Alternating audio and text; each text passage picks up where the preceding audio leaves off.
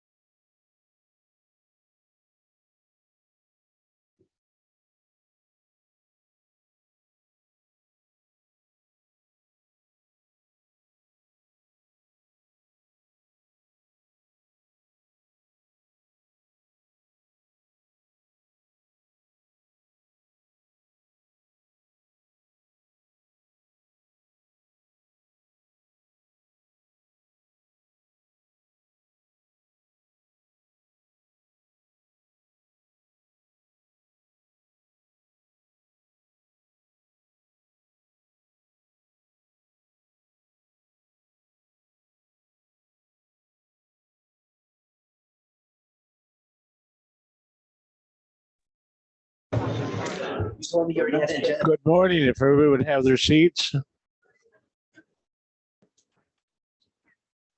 Don't have a.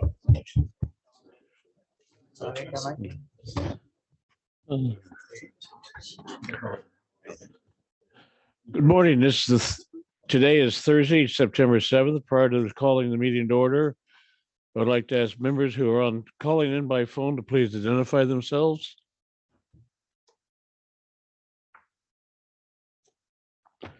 This is Also, Mayor while you're doing Reyes. that oops. Hey, sorry, this is Mayor Reyes, City of Adelanto. My Zoom says conference room. Okay. As a reminder, if members of the body are attending remotely but not at a location specified on the agenda, they may observe and comment as a member of the public but may not participate in any member discussion or voting by this body. The meeting of the Joint Policy Committee is now called to order. Ask, can't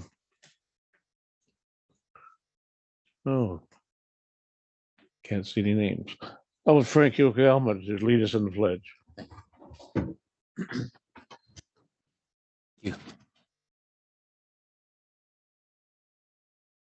Please place your hand over your heart. I pledge allegiance to the flag of the United States of America and to the republic for which it stands, one nation, under God, indivisible, with liberty and justice for all. Thank you, Art. Madam Clerk, do we have a quorum? Mr. President, we have a quorum. Thank you. We are holding this meeting in compliance with Brown Act rules relating to telephonic and video conference meetings. SCAG offices are open for members of the public to attend and participate in person. Instructions for providing public comment are provided in advance and are also included in the agenda packet. Just as a reminder to reduce background noise, please ensure that your microphone is muted when not in use. We'll now go to public comment period. Comments received prior to the meeting and comments for matters not on the agenda. Well, that's the public comment period of the meeting. This is the time for members of the public. I'm sorry. Do we have any comments prior to the meeting? Mr. President, we have not received any public comments before or after the 5 p.m. deadline. John? Mr. President, I'd like to make a brief comment, if I may, to something that's not on the agenda, if that's all right. Mr. President, if I may, there is an opportunity for members of the committees to offer announcements at the end of the meeting. And so I would request that we hold off until that time. There's quite a bit of business to get through for the joint policies today. Sure. Just to let you know, my comment is going to be on the letter about RENA reform that's coming up at Regional Council. So happy to make that towards the end of the meeting. Thank you. Thank you. Okay.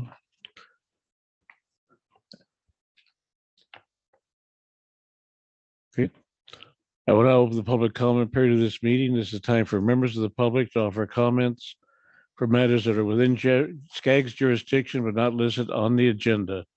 Staff have received any written comments after the deadline of 5 p.m. on Wednesday, September 5th. No public comments, Mr. President. Thank you. Do we have any members of the public who wish to speak? First, from any in-person speakers, Not seeing any raised hands and no raised hands? and no raised hands on Zoom. Okay, I will now close the public comment period for items not listed on the agenda. Well, there's only one item on the agenda, so we don't have to prioritize or change anything. I'd like to remind everyone to unmute your phone before speaking and state your name during deliberations. Whether you're making a motion or offering a second, please announce your name. For those who have joined by phone, press *6 to mute and unmute your phone. First item of business is action item number 1, and the only one, Connect SoCal 2024 draft plan review. I'll now allow, do any members of the public wish to speak on this item? Seeing none in person, nope. Okay, then I'd like to call on Komi Ajisi, our director, to introduce this Mr. presentation. President, I'm sorry to interrupt. We do have one raised hand from Aditi. I'm going to butcher this, Shakawar. Okay. Go ahead, please. Hi, good morning. My name is Aditi Shekarwar. I'm here today representing the United Way of Greater Los Angeles, and we wanted to give public comment on this agenda item. We are in favor of adopting this plan, and we particularly support goal number 40 due to its potential to drive systemic change. So we just wanted to share our support this morning. Thank you. Thank you very much.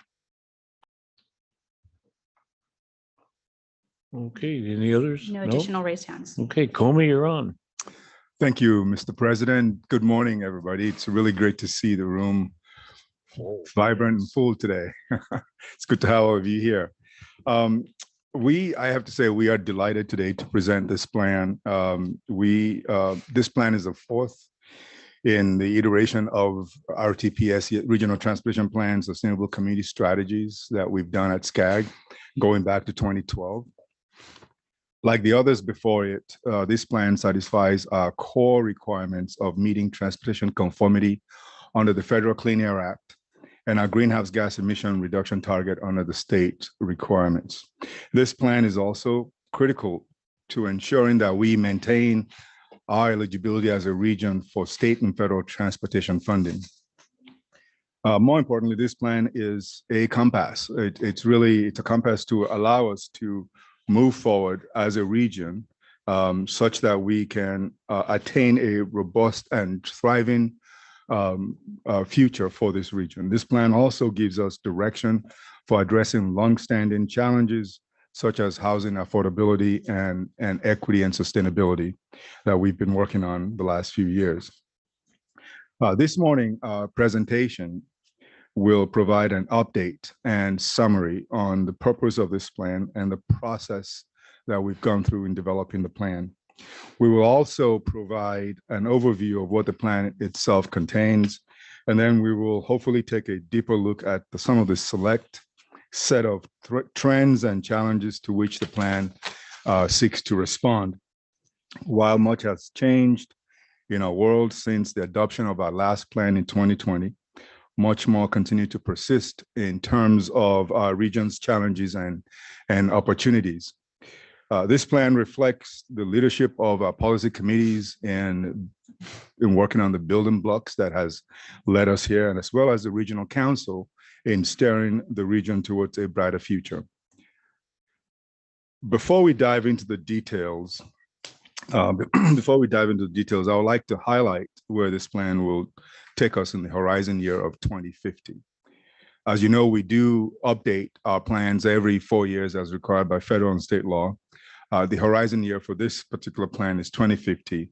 It was 2045 for the last plan. At that time, in 2050, we will have invested an additional $750 billion into our regional transportation system. The majority of these investments will be for operations and maintenance of our transit systems, our highway system, and as well as our regionally significant local streets and roads. Per dollar invested in this plan, it is expected that it will yield about $1.50 in return. In terms of growth, we are anticipating adding 2 million people to the region by 2050. And this is almost half as much as we had expected in the 2020 plan. But it's still growth, it's steady growth, though slower. We also expect to accelerate housing production to address the undersupply of housing that we've seen chronically in the region. We forecast about half of these new homes and jobs will be near high quality transit, and 65% of them will be in areas identified as priority for housing due to their likelihood to offer a range of mobility options and amenities within a short trip. In total, this forecasted development pattern would retain almost 40 square miles of open space and or farmland. However, challenges still remain. One of these challenges that remains is maintaining our transportation infrastructure in a state of good repair, given the decline in revenues that we see, especially from traditional transportation funding sources like the gas tax and the escalating costs in both labor, construction costs, and material costs that we see around us. Costs are also rising as climate related and other shocks that we see in our environment impose new resiliency needs on our list of regional projects. And so with that backdrop, I will now turn this over to Sarah Dominguez. Sarah is our lead planner on the development of plan, and I have to take just a moment of personal privilege to thank Sarah for the work of herding cats, as it were, over the last 2.5 years of getting us here. So Sarah, it's yours. Thank you very much, Comaine. It's my pleasure to be here with you this morning on the cusp of... You have to speak closer into the mic. The mic's not picking you up. Maybe the control room can help out. Can you hear me now? Let's see if I can lean. I may be too tall for this mic. But it's my pleasure to be here this morning, especially on the cusp of November, when we'll be able to present to you the draft plan. And I'm very excited to share that all with you. But before we get into this morning and the preview of the plan and what you'll be seeing, I want to start with the basics, and that's what is Connect SoCal. And I know that many of you have seen this slide before, but for those of you who may be newer to the process, we'll go over kind of some of the details, how we prepared the plan before we present to you some of the specific policies and strategies. So Connect SoCal is SCAG's name for our statutorily required regional transportation plan and sustainable community strategy. As a 20+ year horizon, like Comaine mentioned, the horizon for this plan is 2050. And we'll be investing $750 billion in transportation investments, which is paired with a regional development pattern. For SCAG, Connect SoCal is intended to represent our vision for Southern California's future, including policies, strategies, projects, and programs to advance our region in terms of the mobility, our communities, the environment, and the economy. So every metropolitan planning organization like SCAG in the United States is required to prepare a regional transportation plan every 4 years. And unique to the state of California, MPOs must also prepare a sustainable community strategy that demonstrates how we can integrate our planned regional development, our land use with our transportation network to achieve greenhouse gas emission reductions. So these state and federal requirements have not changed really since our last plan, and our GHG reduction target is still the same at 19% per capita reduction from 2005 levels by 2035. We also have CEQA requirements. On the left side, you'll see SCAG is the lead agency for Connect SoCal 2024. CEQA requires that SCAG evaluate and disclose potential environmental impacts and mitigate or avoid significant environmental impacts. And so the PEIR, or Program Environmental Impact Report, is the appropriate document for this CEQA document for a regional plan. It will include region-wide first-tier programmatic level environmental assessment. And so for our process on the right-hand side there, this began with public scoping in our AB 52 requirements, which was a tribal consultation and outreach with the public and stakeholders. And this PIR will address environmental impacts pursuant to Appendix G of the CEQA guide. So we'll seek regional council approval to authorize release of the PIR in November. And so that authorization will seek to release the PIR within after release of the draft plan itself. So how do we prepare Connect SoCal? We're in the final phase of plan development. Over the last 3 years or so, we've completed several significant milestones, including with data collection and research, policy development, outreach, all culminating into the draft plan that'll be ready for review in November. And then following approval of release of the draft plan for public review and comment, we'll open for public comment period, which then we'll respond to all comments and make any necessary adjustments to the plan before presenting the final in April of 2024. And we'll revisit those upcoming milestones again later in the presentation. So along the way in this preparation of the plan, we've benefited from leadership and direction from each of SCAG's policy committees. After the last plan, we received some feedback about just the need to, it's such a big plan, we needed to have some more discussion throughout plan development. And so this plan has certainly benefited from that and the additional review and deliberation. In addition, the 3 special subcommittees allowed us to dive deeper into some key emerging plan issue areas like racial equity and regional planning, resilience and conservation, and next generation infrastructure. During plan development, we also met with county transportation commissions and their staff and local jurisdictions who provided key data inputs that are the foundation of this plan.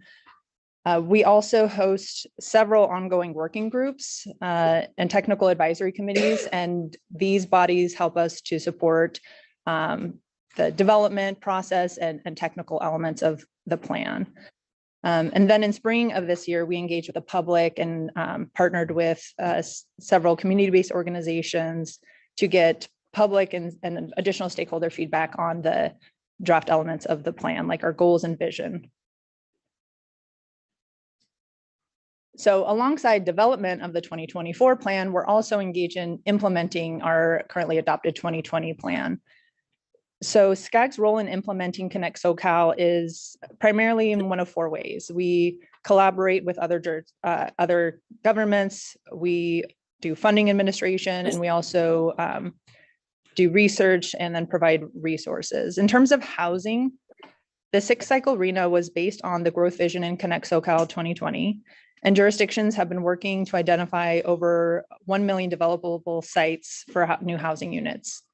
And then for transportation, the approval of the 2023 FTIP has ensured the continuation of federal funding to the region, while local jurisdictions and county transportation commissions have been busy completing several regionally significant projects that help provide more travel options in the region. This includes additional active transportation options in Ventura County to the opening of the LA Regional Connector.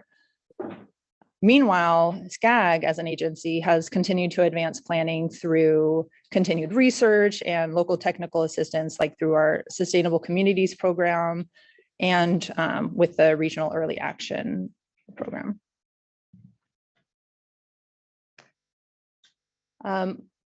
Over the past several years, SCAG has passed a series of resolutions that have helped to shape and inform our work for this plan, as well as more broadly for SCAG as an agency.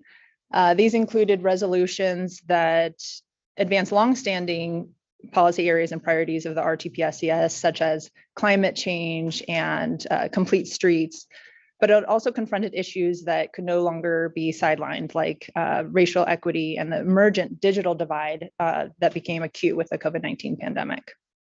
So these were established as planned policy priority areas in the policy development framework that was adopted or introduced in March of 2022, and then adopted earlier this year as the policy framework for the plan. Now, before I shift to, from this process and foundation to more details about the plan itself, I want to pause and see if there's any clarifying questions about the process or requirements. Seeing none. Okay. So to preview the plan, this is very much an outline of the draft document itself that you'll be seeing in November. What you see on the left is, we kind of internally refer to this as the main book, but it's really the main plan and the summary of all of our analysis and the plan policies. So we'll go through, this will include details on the region's existing conditions, what are the plan elements, of details of which are included in the attachment to your packet. This will include the financial summary, how we will pay for our transportation investments, as well as the evaluation and measurement. What is the result of all of these investments and plans and policies? This work then is supported in the details. You'll be finding the technical reports. So in total, there's 15 technical reports that will be provided and available alongside the plan in November. And I do want to point out, for the first time, as part of this plan, SCAG's including a housing technical report. And so this is to provide extensive background on the housing challenge in the region and a series of best practices and strategies that can support housing production. So one of the early steps in preparing the plan was to ask, what kind of future are we envisioning? So this vision for a region 2050 is based on public and stakeholder review. And the vision for a region is to have a healthy, prosperous, accessible, and connected region for a more resilient and equitable future. So this is then articulated in a set of goals around the areas of mobility, communities, environment, and the economy, and further supported by sub-goals. Sarah, could you hold, I think there's a raised hand online. Brian Sure. Goodell. Yeah, I'm sorry, I wasn't able to find the button to unmute myself or raise my hand when you ask for questions. I just had a quick question about the local input portion you mentioned. Can you give us your best technical assessment on whether the plan, with all of our locally informed growth forecasts, will be able to meet CARB's greenhouse gas reduction targets? And then also, I have another question, a follow-up question to that, but if you want to answer that one first. Yeah, and I'll talk a little bit more, because I'm really happy with the local data exchange process and the progress that we've made. But in short, yes, with what we've received from local jurisdictions, we didn't make any additional post-processing changes to that input. And with that input, we are achieving the 19% per capita reduction. So we're meeting our target with that. That's great. That's great. Okay. And then I just out of curiosity, how many of the 127 jurisdictions provided comments and corrections to the initial growth forecasts? Shoot, I just had that. About 85%, I want to say. So what's that number of 135? I think it's around 135. Okay. Provided. So we met with a little bit more than that, and that's how many provided us input. Well, that's pretty good participation then. I just wonder if there's any critical, like, size jurisdictions that didn't, and is that going to affect the overall plan? Yeah, why don't I address that in a moment when I'm talking about the local data exchange, because maybe we can provide some more context on that Great. process for everyone. you. Thank you for the question. Any further?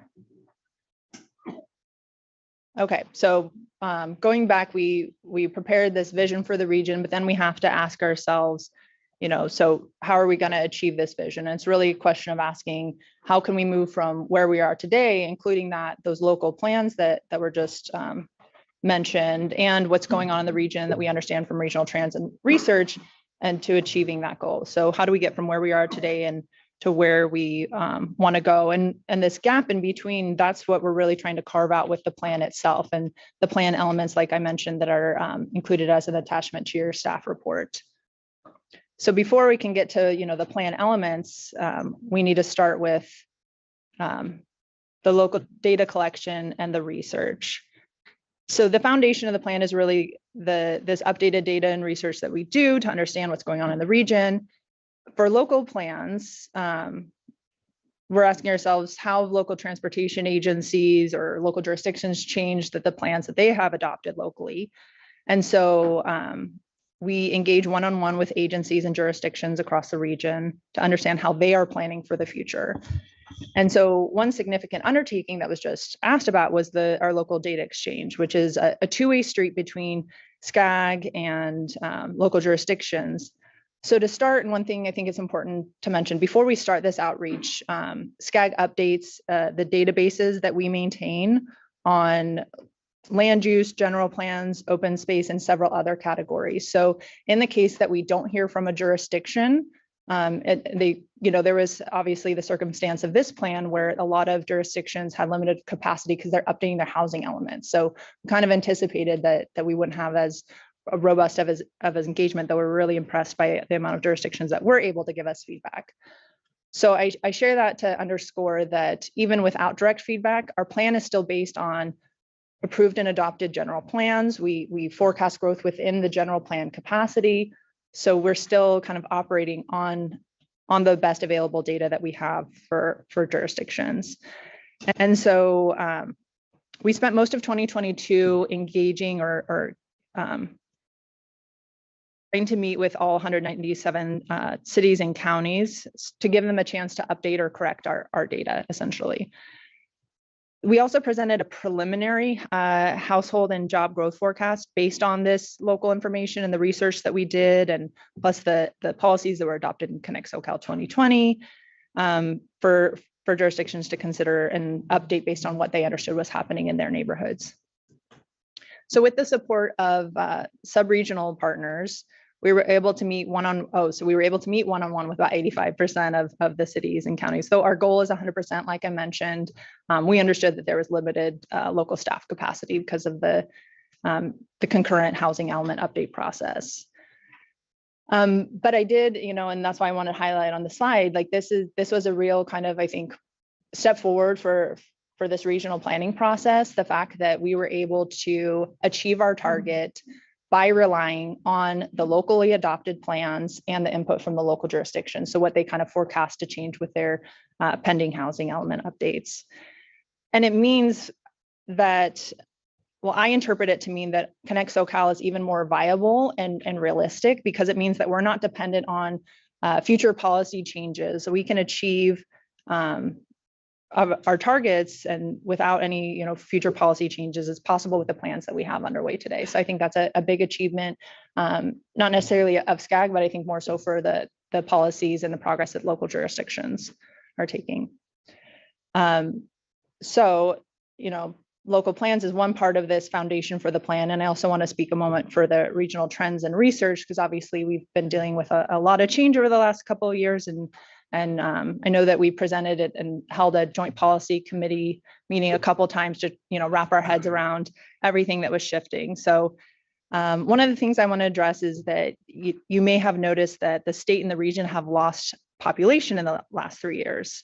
With the COVID-19 pandemic, we had deaths increase, immigration was halted, and we also experienced a bump out in migration, which has since subsided. So Connect SoCal and our demographic panel of experts behind it offer a more holistic view because of future housing and people and jobs, rather than just a straight line projection from current trends. So in particular, if we are successful in housing production, in meeting with local jurisdictions, most have indicated that they're committed to more higher housing production numbers. We can realize the job growth that our strong mix of industries offers while improving the quality of life for existing residents. I won't go into all the trends and research, but that will certainly be available in the plan draft. So lastly, before I get into the plan elements, I want to highlight that part of understanding where we are today and where we can go is an assessment of the challenges, the many challenges that are facing our region. So many of these challenges that you see here have persisted for the last several years, if not longer, within the region. For example, severe roadway congestion, poor air quality. And we also recognize that there are some newer challenges that have been exacerbated since the COVID-19 pandemic, like goods movement instability and the digital divide. So Connect SoCal is then developed to provide a compass for how we can achieve our vision based on where we are today. So while SCAG's work and this plan helps facilitate implementation, I do want to underscore that SCAG as an agency does not directly implement or construct projects or have local land use authority. Instead, we are one part of a large body of governments and public agencies that collectively plan, construct, operate, and maintain our region's transportation system and plan for housing and regulate land use. So how does this plan do that? So I'm going to introduce these plan elements, and then I'm going to turn it to Sarah Jepson to speak more specifically to highlight some of the policies and strategies that are included in this plan. So first, the plan's regional planning policies. These carry forward many of the elements that have been in prior plan cycles, as well as some new policies that have been introduced as a result of our special subcommittees. And the purpose of these are to provide guidance during plan implementation for transportation agencies or local jurisdictions, and also to help them position themselves for competitive resources, like, for example, a lot of state programs seek applicants to demonstrate how they align with the regional plan. So we're hoping this is a resource to make it easier to do that and to make our applications from our region more competitive. Then the project list, it details all of the plan investments, including all of the projects submitted by the county transportation commissions. Then the forecasted regional development pattern is what comes out of that local data exchange with local jurisdictions to show where our future housing and employment will be located within the region. Next, the regional strategic investments are developed to address the gap between what local plans can achieve on their own and what's needed to reach performance targets or goals. And then lastly, the implementation strategies are areas where SCAG as an agency can either lead, partner, or support with plan implementation. So collectively, these elements create a framework for collaboration to do the important work of not just planning for the future, but also helping to implement and make it a reality. So before I turn it to Sarah, I want to touch briefly on our plan of investments. Now, being a financially constrained plan, that means that our revenues need to equal our planned expenditures. So on the left, you see the 750 billion. Like prior plans, local sources represent the largest share of revenue for our plan. This is followed by state sources, and federal sources remain the smallest share. New reasonably available revenue sources were carried over from the currently adopted 2020 plan, with adjustments to reflect and assumes later start of a road charge program, pushed back from 2030 to 2035. Then on the cost side, or expenditures, operation and maintenance costs account for 60% of plan costs, which is further detailed on the next slide. So here you can see all the cost details. At the top, the capital project and other programs. Those are transportation investments, or those are composed primarily of the capital projects and other programs submitted to us by the county transportation commissions. And then you'll see operation and maintenance, that makes up the majority of the largest cost share of this plan. And that's primarily addressing preserving our transportation system in a state of good repair.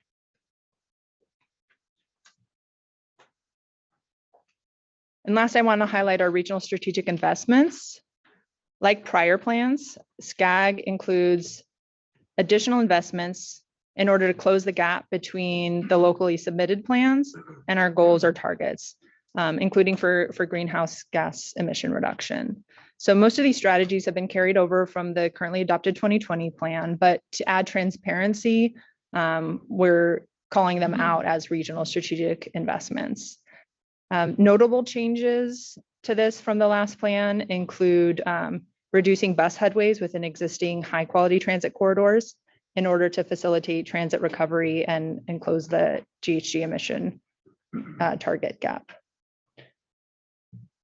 So with that, I want to turn it over to Sarah Jepson to provide some more detail on the different policies and strategies and how those are responding to the trends and challenges in our region. Thanks, Sarah.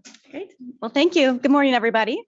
I think this microphone was better suited for some of my height, so hopefully you can hear me okay. And I think it might just advance my own. Yeah. Yes. Okay. All right. Very good. Well, as Sarah mentioned, when we develop our plan, we work with partners across the region to update it every 4 years. And each of our plans builds on the strategies and progress that we've made, and we adjust and refine our path forward based on our accomplishments, the trends, our new learnings, the new challenges, and the policy direction that we receive from all of you. So for the remainder of this presentation, I will focus on what has changed in this plan, looking at how the region is responding to the trends and challenges and changes in the federal and state policy landscape.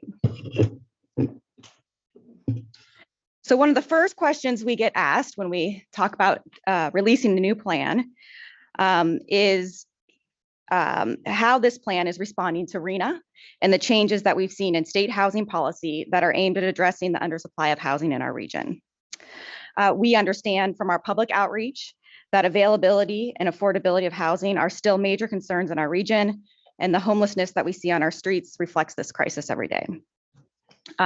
Also, the slow household growth in our region has limited opportunities for us to develop a more sustainable development pattern. We are not creating housing opportunities near the transit in order to change travel behaviors. In fact, 95% of our housing stock was built in this region before SB 375 was even passed back in 2005. So the good news, though, based on our research for this plan and the feedback we have received from our local cities and counties, is that housing production is on the rise. And based on local policy changes and investments resulting from the sixth cycle RHNA, as well as other state policies, our local jurisdictions are projecting 30% more household growth by 2030 than they projected when we adopted our last plan. The increases are most notable in LA County, Orange County, and Ventura, where we had the largest existing need. Also notable and reflected on this slide is that our population growth is about half of what it was when we prepared our last plan. This slower growth means our household growth will outpace the population growth by well over 2-to-1 margin over the next 30 years, allowing us to play a little bit of catch up on the existing need and the overcrowding that we see in our region. So in total, our plan is projecting 1.6 million household growth by 2050. And another encouraging sign from a planner's perspective is that while historically, when we do our outreach to local jurisdictions, we have tended to provide numbers to them about household growth, and they always make it a little bit less. They're a little bit less optimistic than we are in terms of future development of the region. But for the first time in all of our collective memory on my team, in this cycle through our local data exchange process, our cities and counties in the SCAG region increased the household growth by about 3%. So we think this is positive and reflects that the numbers that we're putting forward are very realistic. So the ways in which this plan aims to foster and continue to support that household growth is through a wide variety of things, but in regional planning policies, several of which are highlighted here. We're recognizing that we need a housing everywhere approach, providing infill opportunities across the region for more housing production. The plan also includes housing supportive infrastructure as part of our regional strategic investments, to provide a stable and dedicated funding stream to support local jurisdictions in implementing their housing elements.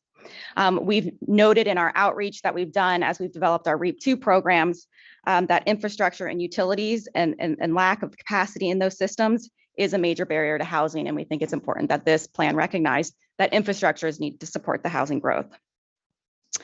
A last element of our plan that I want to highlight here is our implementation strategies. And the implementation strategies speak to things that SCAG specifically can be working on, as well as some of our other partners. But for SCAG's role, we are recognizing that we need to continue to provide direct technical assistance to support our local governments with completing their housing elements and advancing housing production, like we've been able to do with our REAP 1 and REAP 2 resources. And to continue to provide this type of support, we'll have to continue to seek out new revenue sources. Another trend that we've been studying since the beginning of the COVID-19 pandemic has been the changing workplace patterns, particularly in regards to work from home. 4 years ago, when we talked about hybrid and the transportation context, we would have been referring to a vehicle type with greater fuel efficiency. Today, that word takes on a whole new meaning as a new type of work model that we are reflecting in our plan. More analysis is going to be needed over time to better understand the changing trend and how it will impact the long-term decisions, including the choice of housing location that people make. However, despite recent concerns about people fleeing urban areas in general, the fact that the hybrid work model is becoming more predominant than the fully remote work model means that workers will have more incentive to return or at least stay near the cities. For Connect SoCal 2024, we assume that 22 to 25% of workdays will be conducted at home through 2050. This is a significant increase from our last plan. Not all jobs and workers can work remotely, and on average, those who can make higher incomes. Work from home is something we want to continue to support through our plan, and as such, we will continue to carry forward our transportation demand management policies and strategies from past plans, and we've introduced new strategies and policies specific to broadband to address the digital divide. And this comes from a policy recommendation that the board made last year about us continuing to play a leadership role in broadband and the digital divide. When we adopted our last plan, issues of resilience had come to the forefront with the pandemic and the wildfires. It's so delightful to see you all in person here today. When we were adopting the plan the last time, I think I was in Ohio in a Zoom meeting. So it's very much a pleasure to be here today presenting this in person. But the pandemic certainly did raise the importance of resilience and preparing for a more resilient region. And after the last 4 years, we see this as even more important as we are seeing more frequent climate hazards and climate events, including extreme heat, fires, and more flooding. We were pleased to be able to engage with our resilience subcommittee to provide guidance for plan development. And they raised the importance of continuing to make sure that equity is at the center of this discussion, as our many of our disadvantaged communities are also those who are most impacted by climate hazards. So to address some of these challenges in the plan carries forward and introduces new policies related to resilience that were based off of the subcommittee's feedback. In our regional strategic investments, we reflect that the money for housing supportive infrastructure should also be leveraged as an opportunity to make sure our communities are more resilient. Also in our plan, we've increased the investments for operation and management of our transportation system, reflecting both what we receive from the counties as well as additional revenues that we need to attain and have called for through the regional investments.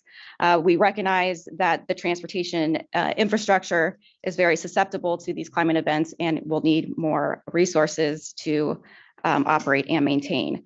We've seen that in the Low Sand Rail Corridor, where they're looking for long-term solutions to maintain that corridor. And also just in the past couple of weeks with Hillary, you see when we have these major rainstorms and events, it causes significant damage to our roadway infrastructure.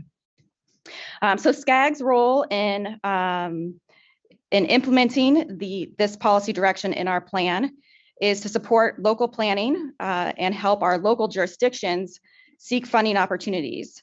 For example, there's a lot of federal money out there right now to support climate planning and infrastructure improvements. And we are doing work on a climate pollution reduction grants and supporting jurisdictions and reaching out for other federal resources.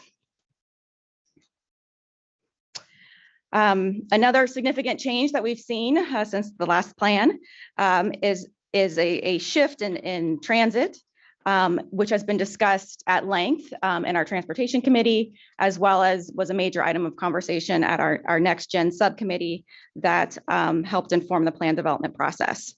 Transit continues to serve as the backbone for sustainable development in our region. And we need to ensure transit ridership recovers, which will require the provision of fast, frequent, safe, and reliable transit and rail service.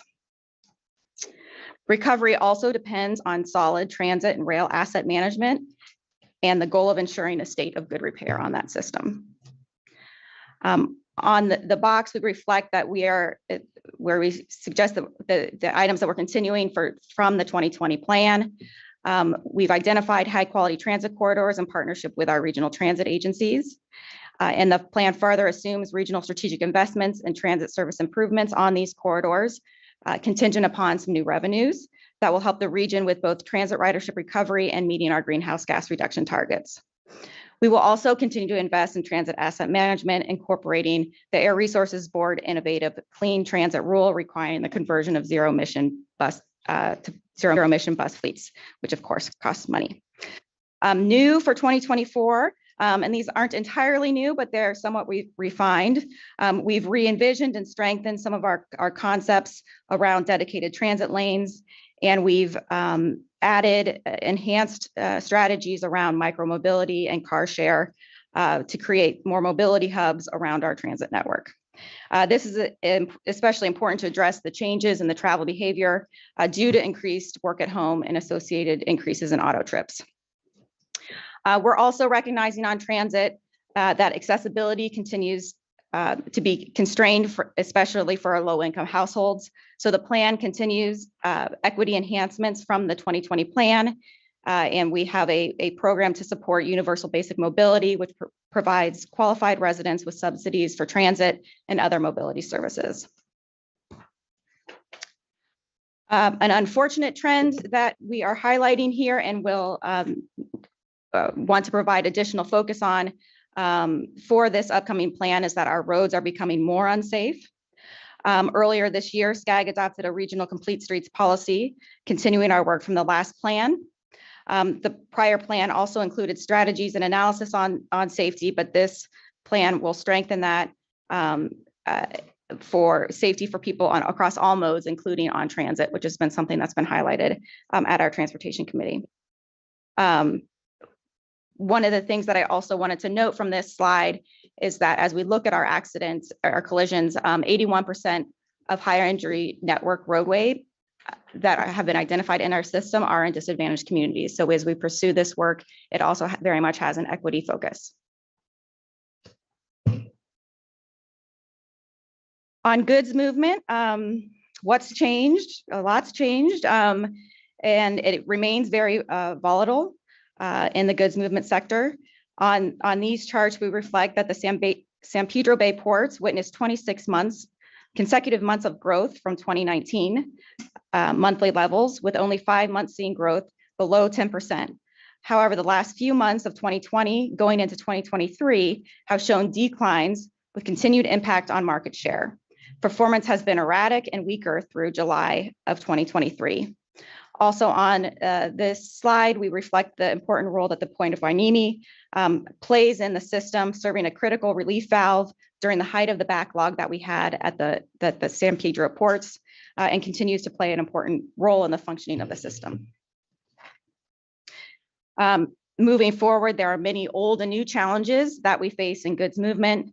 It's important to recognize that freight cycles from expansion to contraction to recession are much more volatile than overall economic GDP performance. As an example, since 2005, there have been 2 recessions, while there have been 6 distinct freight recessions. Geopolitics continue to be a big factor impacting freight cycles, and notably the recent disputes between the US and China. Resilience of the goods movement system is critical, as we have seen very clearly in the last couple of years, and the important role that they play as we address various crises. Clearly, this was illustrated during the COVID-19 pandemic, and we've also noted the importance of it during the Maui wildfires. State regulations have increasingly focused on zero emissions for both truck and rail freight modes. This is, of course, a good thing to have a cleaner system, but it does cause some challenges to preparing and scaling up these technologies. Operationally, we see many challenges that remain for goods movement, including roadway congestion and bottlenecks, issues with truck parking, rail service impacts, and impacts on our industrial facilities.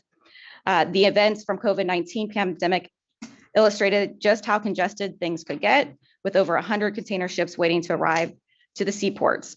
On the land side, this resulted in cascading impacts across all the interchanges, affecting truck, rail, air cargo, and major facilities, including warehouse and distribution, as congestion and bottleneck issues transcended all of Southern California.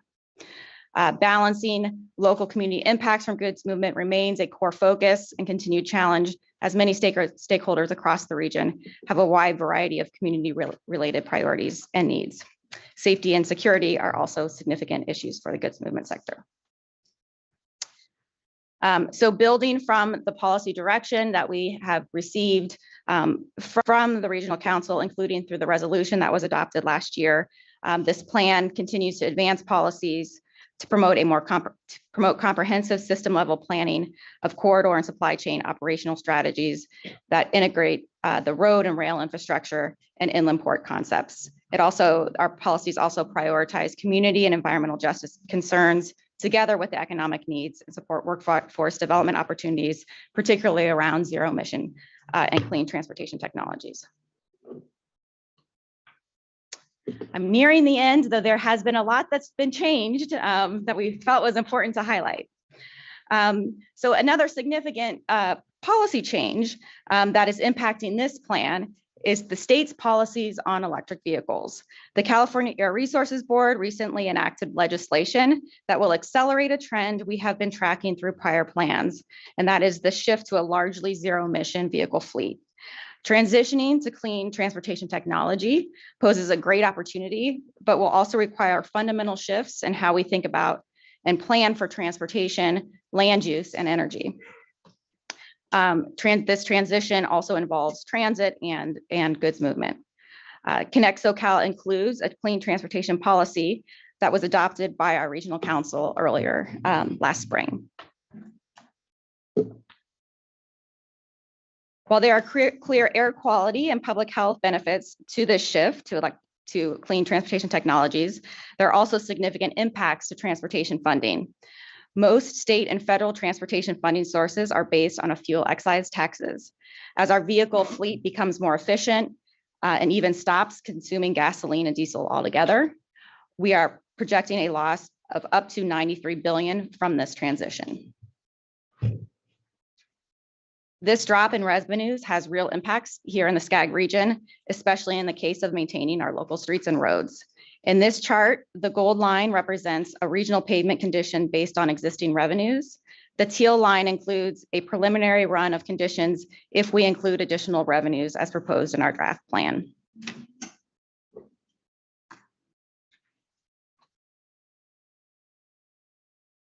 So as we saw from the last few slides, the decline in revenue and escalating costs to build, operate, and maintain our transportation infrastructure and services requires that we have new and more sustainable revenue sources that are linked to how we use the system. For example, supporting the transition from fuel-based excise taxes to road user charges. Likewise, we need to prioritize our limited resources to preserve and maintain our existing system. The regional strategic investments and implementation strategies carry forward these themes and ensure that changes to how we fund our transportation system are equitable. The change in state EV policy also impacts how we as a region can meet our greenhouse gas reduction targets. The targets established for SCAG are based off of greenhouse gas reductions that we achieve from passenger vehicles, and we only get credit for those activities that go above and beyond state action. So if we were to look at this pie chart from the last plan, you would have seen that EV incentives and infrastructure played a much larger role, somewhat comparable to what you see here for the land use. We're still working with the state to get credit for more EV strategies, but have bolstered some of our other strategies as well in order to make sure we can hit our targets.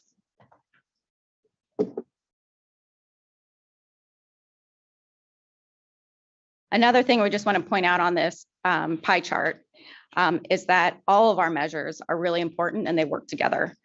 So the land use works most effectively in changing tractable behaviors when you also have safe active transportation facilities and transit that is easily accessible in your community. A final thing to note with all of these GHG reduction strategies is that they take collaboration from many different partners, partnerships with cities and transportation agencies to make the whole system work together to reduce our GHG emissions. So that wraps up what has changed. As you can see, there's quite a bit that has happened since 2020. And before we get into the conversation, I can do just a quick recap, circling back on what Kome mentioned in the beginning. This plan invests $750 billion into our regional transportation system.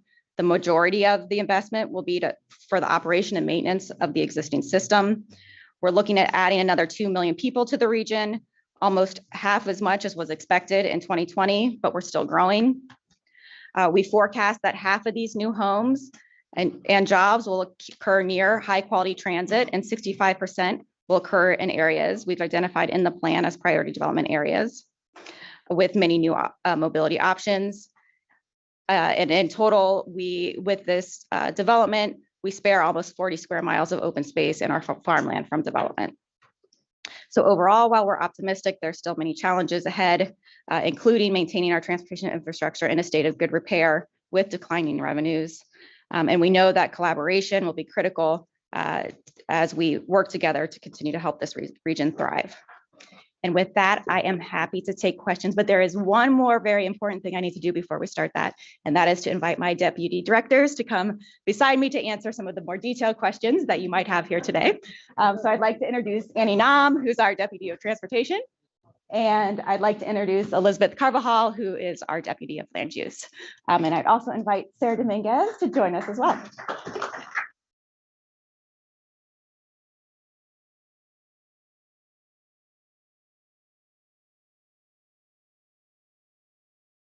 Mr. President, I understand that while the presentation was being offered, one or more members of the public may have raised their hands indicating a desire to address the joint policy committees. I'll check with the clerk to see whether those hands are still raised and just make a general announcement. If you are a member of the public who would like to offer public comment at this point, this is your opportunity. Please indicate by raising your hand using the Zoom function.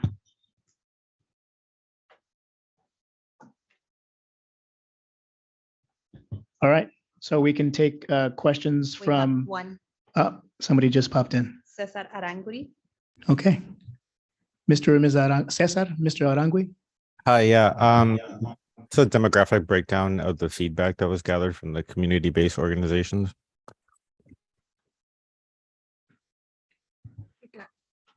Want to repeat the question?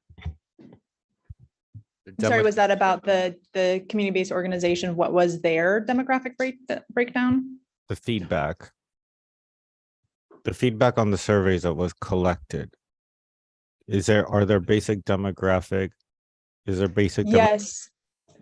Yeah, we presented to the July policy committees about the results of our outreach and survey, though we didn't segment because a lot of the feedback that the community based organization partners provided was through the holistic platform. We wouldn't be able to segment what came through directly from the CBO partner outreach. But if you look to the agendas from the July, any of the policy committees would have a staff report outlining the demographic breakdown of the overall survey. Okay, so we do have numbers on the age groups that responded, Yes. ethnic groups and SES groups. Okay, great. Yeah, age, race, and income for those who provided it. And that can be, I'm sorry, if you can repeat that again, that can be found where? The staff reports for July 2023 to either the CHD, EEC, or TC. So any of the policy committees, and you can find those on the SCAG website. One last question. Were any tribal community-based organization or affiliated organizations consulted for this? I would have to follow up to see which of our partners may have identified themselves in that way, and I can follow up with you. Great, thank you so much. Okay, Mr. President, that's all we have from the public. This is the opportunity for members of the policy committees to ask questions. I see, Mr. President, would you like to recognize them from the horn there, or would you like me to? Okay, great.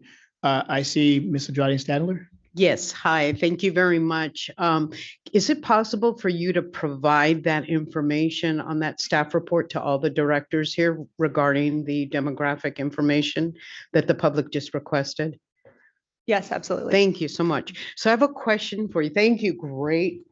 This looks wonderful. You know, I'm looking forward to moving along with you all. I do have one question regarding the population plan of 2020, and here we are with a reduction in population.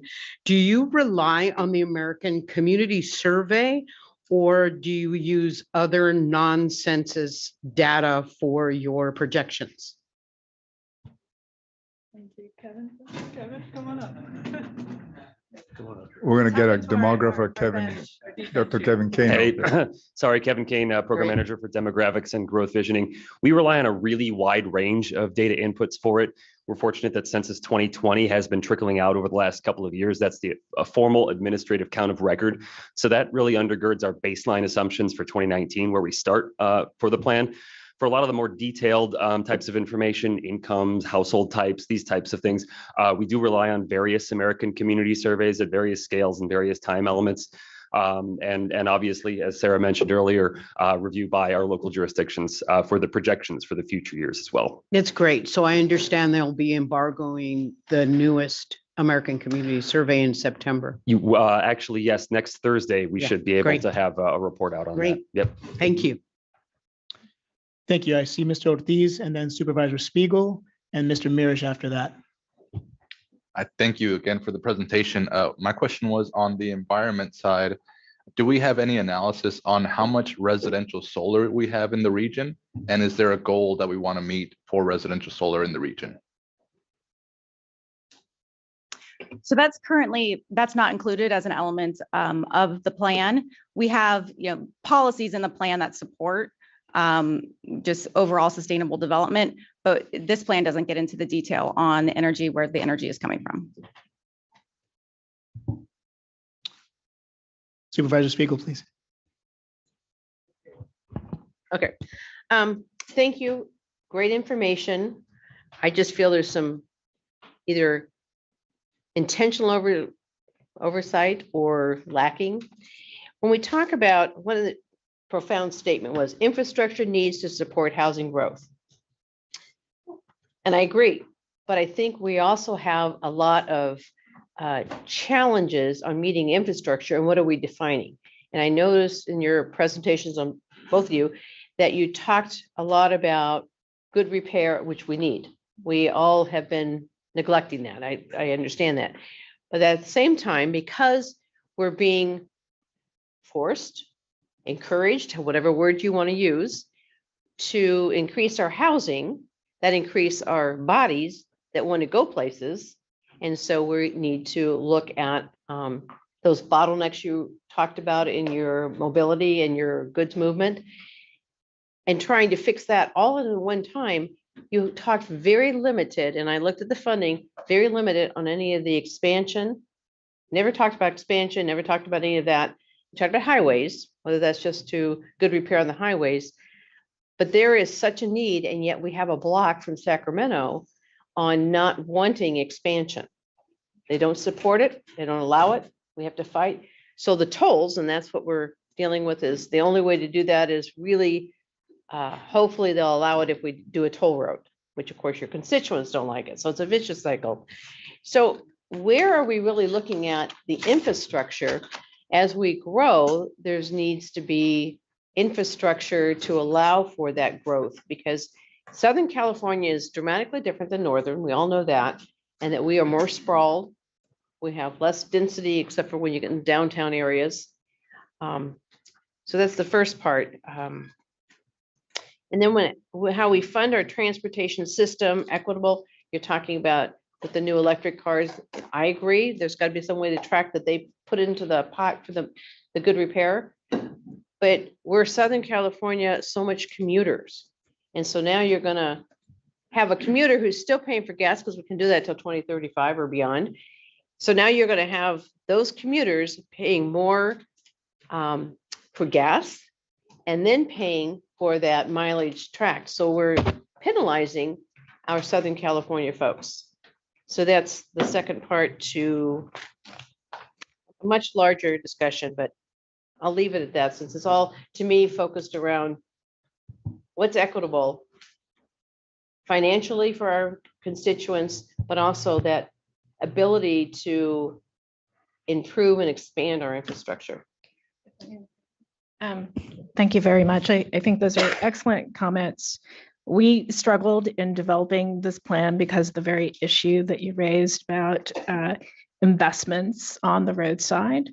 We think they're still part and parcel of the plan. We've carried over many of the highway investments that were incorporated in the previous plan, as well as incorporating the submissions by the county transportation commissions. For the most part, the highway investments include really the continued expansion, the build out of our managed lane system, our price managed lane system. And so your point previously, it's really about our express lane network. That's where, we really believe in the importance of building that out, completing that network entirely. We also have included, I think Sarah mentioned this earlier, about the importance of bottleneck relief strategies. These are various interchange improvements, particularly to support our goods movement industry, just given the implications of what's happened over the course of the last several years. We do think that it's not just congestion at the ports. Ultimately, it impacts landside. And so we need to be looking at it as a system. And so we've incorporated that.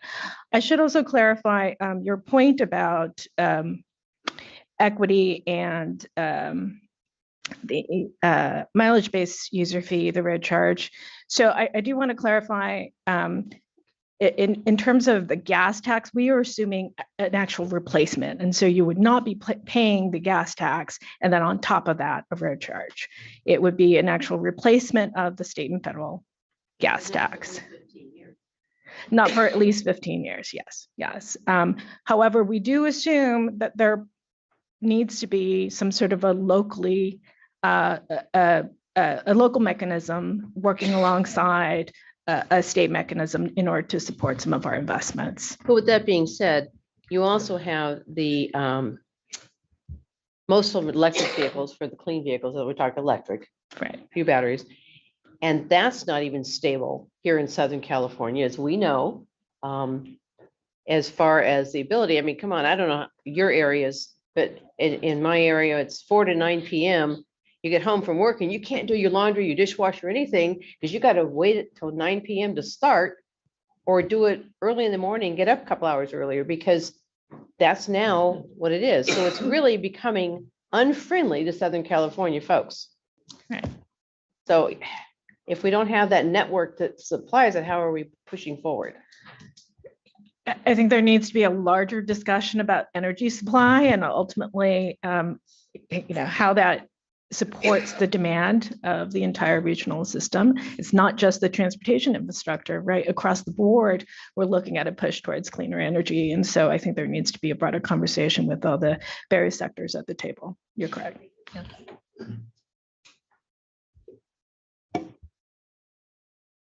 Mr. Mears, please.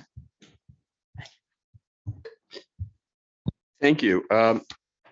I just wanted to say that I think the growth projections are a little optimistic. I've had some longer discussions with Kevin Kane about that. And there's a little boosterism in there, and that's okay because we're SCAG, yeah. And I also think that we are perhaps more bullish than DOF, which themselves are probably a little bit too bullish because no one wants to admit a population trend that maybe shows reduction of population because that people, unfortunately, I think, and incorrectly interpret that as a failure. And I don't think it's that at all. It's an opportunity. As Kevin has said before, it's an opportunity instead of planning for growth to focus on improving the lives of the people who are here. And the notion, which I heard here, if you build it, they'll come. I'm not sure that that's necessarily good or true, except maybe in Iowa for magical baseball fields. But aside from that, so I hope that we will please carefully track the demographics to see if our bullishness and maybe Pollyannishness is actually justified. I think that's really important because, as said, we differ from DOF, which themselves I think are overly optimistic. So that's one point. The second one is I wanted to thank you for finally, I know I've been discussing this for a long time, the notion of remote work and that it is here to stay and that there's hybrid and all of that. Now, that's great that you looked at it and you see where the trends are. I'd love for us to be able to look at what we can do to create policies to leverage the potential of remote work, not just to say, let's see how the chips fall and we'll deal with it, but what can we do to channel the potential of remote work to help achieve all of these goals that we have, everything from mobility to climate. I don't want to just say climate. I want to say ecology, because it's about much more than just the climate. It's about our biosphere and also these other goals that we have, equity and all of that. And the notion that, yes, some of the more high paying jobs are the ones in remote work, but again, what can we do to all of these goals that we have, the 70 or 80 goals? I think there is an element there, some may not, where we can look at remote work and develop a set of policies that can help leverage that to help achieve those goals. So I'm glad that we're doing that, but I'd like for us to go the next step. Thank you. Okay, I know we've got folks who are online and those will be brought up after everyone that's here in the room. I've got 5 names next. Ms. Ruiz at the end of this row here, followed by Councilmember Sorrow, followed by Mr. Welty, then Margaret Clark and Gil Rebollar. Thanks. Thank you. So for the data, did you take into consideration your overall data? Did you take into consideration that there's going to be another lockdown? And if it's a full lockdown, obviously everybody's going to be remote. It's going to change your statistics and your numbers. So if so, how did it change your estimates? If you did not take this into consideration, how do you think it's going to affect your projections? I would say that was not taken into consideration. We do this long range planning. So we find that, we're looking out into the future, and just like with the pandemic, right, we've dropped, but now we're coming back. So we're really taking the long view of where we head in the future. I don't know if. And we will have another opportunity if in fact there is a lockdown between now and 2028. That's another opportunity for a recalibration of the system. But this is, like Sarah said, it's a long range plan looking at 25 years. And we've accounted for the last lockdown, what that did. And hopefully we're on a steady, although slower growth as a result. Thank you. Sorrow. Yes, hi, Suli Saro, representing Long Beach and Catalina Island, or the city of Avalon. My question is about page 73. There is a section on the left of the slide, the region in 2050. It says 37 square miles spared from development. Is that a regional planning policy goal in the environmental section on page 68, where it says prioritize the benefit of natural and agricultural lands in the region? Yeah, so that statistic is coming from some of our preliminary analysis. So what we do is compare what would occur with the plan and without the plan. So it's not necessarily representing that's our goal or target. It's the analysis of what would happen if we projected forward past like development and planning trends and what is going to occur with the plan. So that's where that figure is coming from. Well, we have goals set up for how much square feet or how many parcels of land will be preserved for natural and agricultural lands in this document? I don't believe we've articulated any sort of quantitative goal. It's more of like policy, and then it's up to each jurisdiction to apply that locally to their planning policies. And would it be in alignment with some of the state goals too? I believe there's some. So I'm just wondering, I just want to make sure we're connected with the state goals and natural land preservation as well. Add to that. I think we're generally in connection with the state goals. What you're hearing staff talk to is because we don't have the land use authority to make that definitive, make that a definitive policy goal. Based on what we've seen in aggregating the local growth projections, we see that with the plan, because the plan is relying on local development, we see that the plan is actually consistent with what's stated here, that we would be preserving up to 40 square miles of farmlands and open space. Okay, I'll have further questions, but I can follow up at a later time. Thank you. Sure, and I would just add to that, when we go out and we do our growth forecast and we work with the local agencies, we share with them what our regional planning policies are, and that we want to prioritize growth in these priority growth areas, and we want to limit it in our more sensitive lands. And so then they come back to us and say, you know, based off of these policy goals of the region and where we are locally, this is where we think the growth is most likely to occur. That's in line with both the regional goals and the local goals. So that's how we get to our growth forecast. And then in the plan itself, the regional planning policies that we put there support the local agencies as they're pursuing grant resources. So if there's a policy that's consistent with what they're doing locally, they point to that and they can, you know, pursue dollars, for example, for preserving land. And then we also have within our implementation strategies, the specific things that SCAG can do to help those locals, including things like we're working on right now, as many of you have heard about, a green print tool, which helps understand where conservation lands are and helps locals plan to conserve those areas, as they're also doing it as also a complementary way that they can mitigate the impacts of a project. Okay, Mr. Welty and then Ms. Clark. Hello. What I see is interesting is that we're going to have a 10% increase in population roughly and a 25% increase in households. Now, I think it would be interesting for the developers to see those numbers. I think our typical 3,000 square foot house we're developing now may not be the one we need in the future. It would be interesting to see how that demand broke, or that household size was laid out.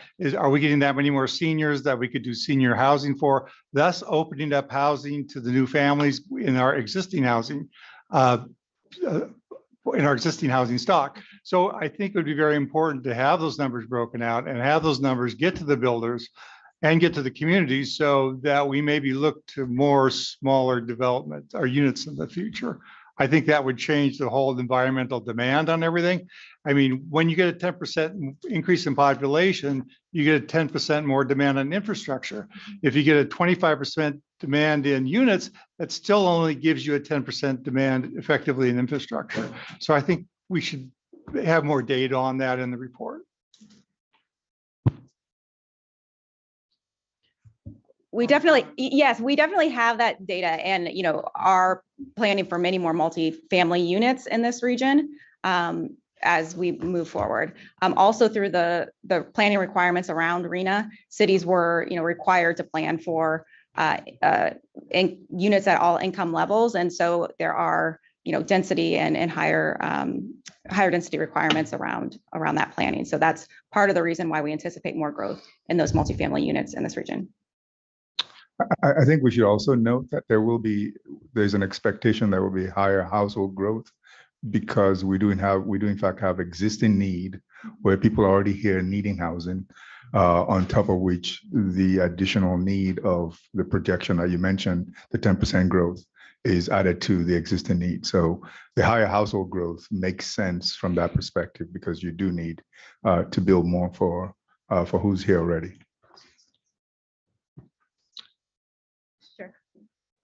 Just we're going down from about a 2.99 average household size to a 2.64 in 2050. So just to clarify, that is largely the result of aging, unbundling, exactly what you mentioned in terms of potential for smaller unit demand. So we've got a lot of those details kind of forthcoming in the plan documents and materials and can expand. I think there's this idea that we need to build smaller so it's not as nice housing in the multifamily. Oh, we don't want really nicer housing. We just want more units. And I think with this demand not expanding this fast, I think we could have nice smaller units, and they could go out to the community and they could be great opportunities for people to have great lives. I think what this gentleman said about the quality of life being the issue and not the numbers is something that needs to be definitely part of the plan. Okay, Ms. Clark. Thank you. Okay, I appreciate what Supervisor Spiegel said because the road charge is very concerning to me. And I've said it many years on the environmental committee, because the unintended consequences of something like this. There's a book called Last Child in the Woods by Richard Liu, and he says that the kids are not even getting out to the backyard tree because they're so addicted to their video games and everything. And long-term, there could be mental issues about it and things like that. But my concern is if we put a road charge that says, and I could see the state doing this, well, you drove 1,000 miles more than we think you should, so we're going to put an extra surcharge on it. And this could hurt low-income people who would like to take a trip to the Grand Canyon or, that's so good for kids to get out of their, little enclave and off their video games and see the nature. And they're not going to appreciate nature. If they don't, they're not going to vote to preserve our national parks and things. And there's punishments. The family says we can't afford to do this because we're going to get an extra charge. So I hope we can really get something equitable that won't hurt, especially our low-income minority population. That's most definitely a deep concern of ours as we're evaluating some of these concepts. But something to keep in mind is that under the existing system, as we get more and more penetration of cleaner vehicles, they're paying substantially less than conventional fuels. There's a tendency, the predominance of those who own older vehicles that are much more polluting tend to be lower income households who live in rural parts of the region. And so I think in effect, the current system, we are penalizing a lot of the lower income disadvantaged groups. And we have an opportunity to really turn this around and create a level playing field in order to ensure that those who can least afford the system can be at least supplemented with some support in paying for use of the roads. What we're saying is basically, if you're using the road, you're paying for the road, right? Right now, that is not the case for those who drive cleaner vehicles. And so there needs to be some level of parity there. Yes, but overall, so we don't have the unintended consequences. Thank you. Thank you. If I could make a request, if you've asked your question and left your card up, please put it down so that I know you don't want to speak again. I appreciate that. Thank you. We're going to go to Rebollar and then Gary Boyer, back to Oscar Ortiz and Crosswhite. Thank you. We need to go online too. There are a few people online. We need to go online soon too because there are a few people online. Yes, exactly. All right, thank you, Gil Rebollar. Yeah, thank you for the efforts, especially on the outreach and engagement. I've never in Imperial County, I've never seen SCAG, I think, talked about or visible from billboards, I know social media, community events. Thank you to staff and as well as Mr. Salgado. But with that being said, when I look back at the survey responder results, and I did notice it seemed like over a fourth of the respondents were in the income over six figures. And I know, Imperial County, our median income 49,000. If you made six figures in Imperial County, you've made it. I can't wait till I can go home and tell my parents I've made it. So like I said, with that being said, what are some takeaways, lessons learned, and things to build off from, like I said, the momentum of your recent efforts, just to ensure that, we are getting those at the bottom, make sure their input is heard, they're acknowledged, whether they have some reluctance to provide input, but what are some of the things that we see to kind of address this and make it skewed back towards maybe more representative of, especially those disadvantaged communities like Imperial County? Yeah, I can speak to that because I think you're right in noticing that trend. And that's something that I know came up in the transportation committee when I was presenting those findings too, is just how can we ensure that the survey results and what we're hearing is representative of the population of the region. And so internally, we've been discussing, future strategies and maybe, exploring some public opinion polling instead of doing like a staff-led survey. One of the things that was really successful for this cycle, though, was the partnership with community-based organizations. I would say they were the ones that drove a lot of the outreach to underrepresented communities, people who maybe aren't following SCAG already, don't know who SCAG is. And so they were really fundamental in helping us get the word out and hearing what's going on in local communities. So I would say that's some of our takeaways is just what are the most effective strategies going forward? Thank you. Mr. Boyer. Can I just add to that too? I mean, I think one of the other things that this plan emphasizes and that you'll see throughout SCAG's work is that the public engagement that we do for this long range plan is important. But it's also really important that we get the engagement right when we're doing individual studies and looking at particular corridors, or we're working with the local jurisdiction to update, one of their housing policies. So, and through those processes, we're really trying to work with our local agencies, those who are implementing projects, to figure out how they can better reach all members of their communities, because we're most likely to get that engagement when you're talking about something that's happening in your backyard, as opposed to 20 years in the future. So we're really trying to figure out how, as a planning profession, we can do better engagement. Yeah, we're putting a lot of emphasis on transit, which is good. But one of the things that I don't see in here, we're all suffering with reduced ridership. That's something in every aspect of public transit.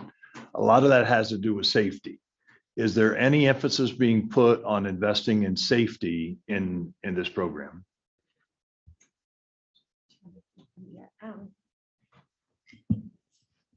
So we do think that safety is a large part of the operation and maintenance costs, and we've allocated a substantial amount of resources towards operation and maintenance of the transit system. So it's part and parcel of that. We've also included safety-related policies where we're really highlighting the importance of ensuring that there is a safe and secure ride for those riding transit. We've had numerous conversations through various policy committees highlighting the importance of this, and so we do recognize that and incorporate it into the plan. Yeah, appreciate it. Thank you. Just a housekeeping note. I know that we've got several folks waiting to participate remotely. We're almost done with initial comments here in the room. I'm going to move to Crosswhite before Mr. Ortiz. If you do want to speak a second time, you can leave your card up, but we will go online and then second shot at folks in the room if the president allows us and we've got time. So Ms. Crosswhite, please. Yeah, so I had a question about the assumptions that are in the plan around remote work. Because I know that in part of the report on the slide, it talked about more transportation options for non-work trips, but then it also talks about the fact that the majority of the people who are working online is skewed towards higher wage earners. How likely are they to be taking, say, the bus?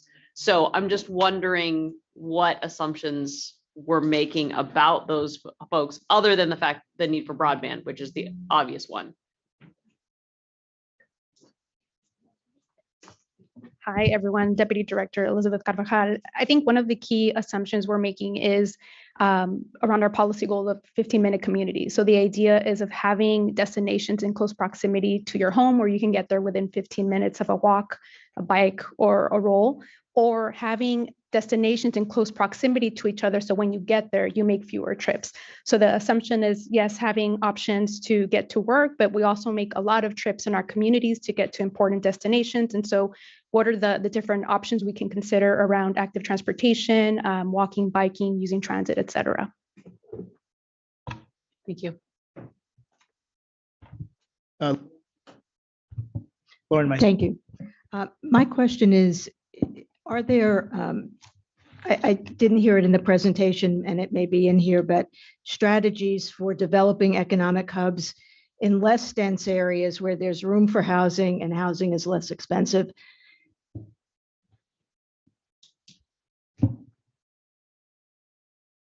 Can you please repeat that question? Are there strategies in this plan to develop economic hubs in areas where where they don't exist now, but there is housing and there is less expensive housing and there's room to build housing? We have strategies around the economy, and within that there's policy language around workforce development, supporting entrepreneurial growth, a resilient workforce. And so there are general policies we have around supporting economic growth and workforce development in the region. Beyond that, I think one of the key things that we're thinking about, and perhaps it touches on the 15-minute community concept, is complete communities. So as we're thinking about communities, want to make sure that there's comprehensive planning that includes opportunities for jobs, for destinations, for housing, for recreation. And so I would say overarchingly thinking about those complete communities is something that it is part of how we're considering the plan as well. Okay, thank you. That takes care of here in the room. I'm going to pass over to Maggie Aguilar to recognize remote participants. First member is Tamala Takahashi, followed by Trish Kelly, and then Brian Goodell. Great, thank you. Good morning, Tamala Takahashi, council member in Burbank, City of Burbank. Thank you for the presentation, and thank you for all of the work that you've put into this project. I have a couple quick clarification questions about the projected household and population growth, and I have a question about mobility, safety, and project planning. So in regards to the household growth projection, do we have a sense on the 26%? Do we have a sense of what portion of that 26% projection is going to be in density? It will be increasing density in existing neighborhoods versus increasing sprawl on the outskirts of the network. That's my first. Right now, when we look at the data and the analysis from our plan, 65% of that household growth is in what we call our priority development areas. So those are going to be places that are focused on infill development, either around transit or in communities that have kind of a good a backbone where you have opportunities for shorter trips. I think we call those our neighborhood mobility areas. So there's a series of priority development areas, and within those places, 65% of the households are planned to grow in those places. Okay. And the reason why I asked, I think it's a significant question to ask, because when we're doing projections about transportation and about, and one of the other speakers mentioned about infrastructure, is I think it's important, maybe it's included in the paperwork that I didn't see, but that when we increase density, that has a different impact on the transportation network and on infrastructure than when we increase sprawl. And I think even from an environmental perspective, looking at how much water we use and electricity we use, the impact on that is much different if we're increasing density and focusing on central existing locations versus if we add housing on the outskirts of the network. Also, one of the other speakers mentioned about size of housing.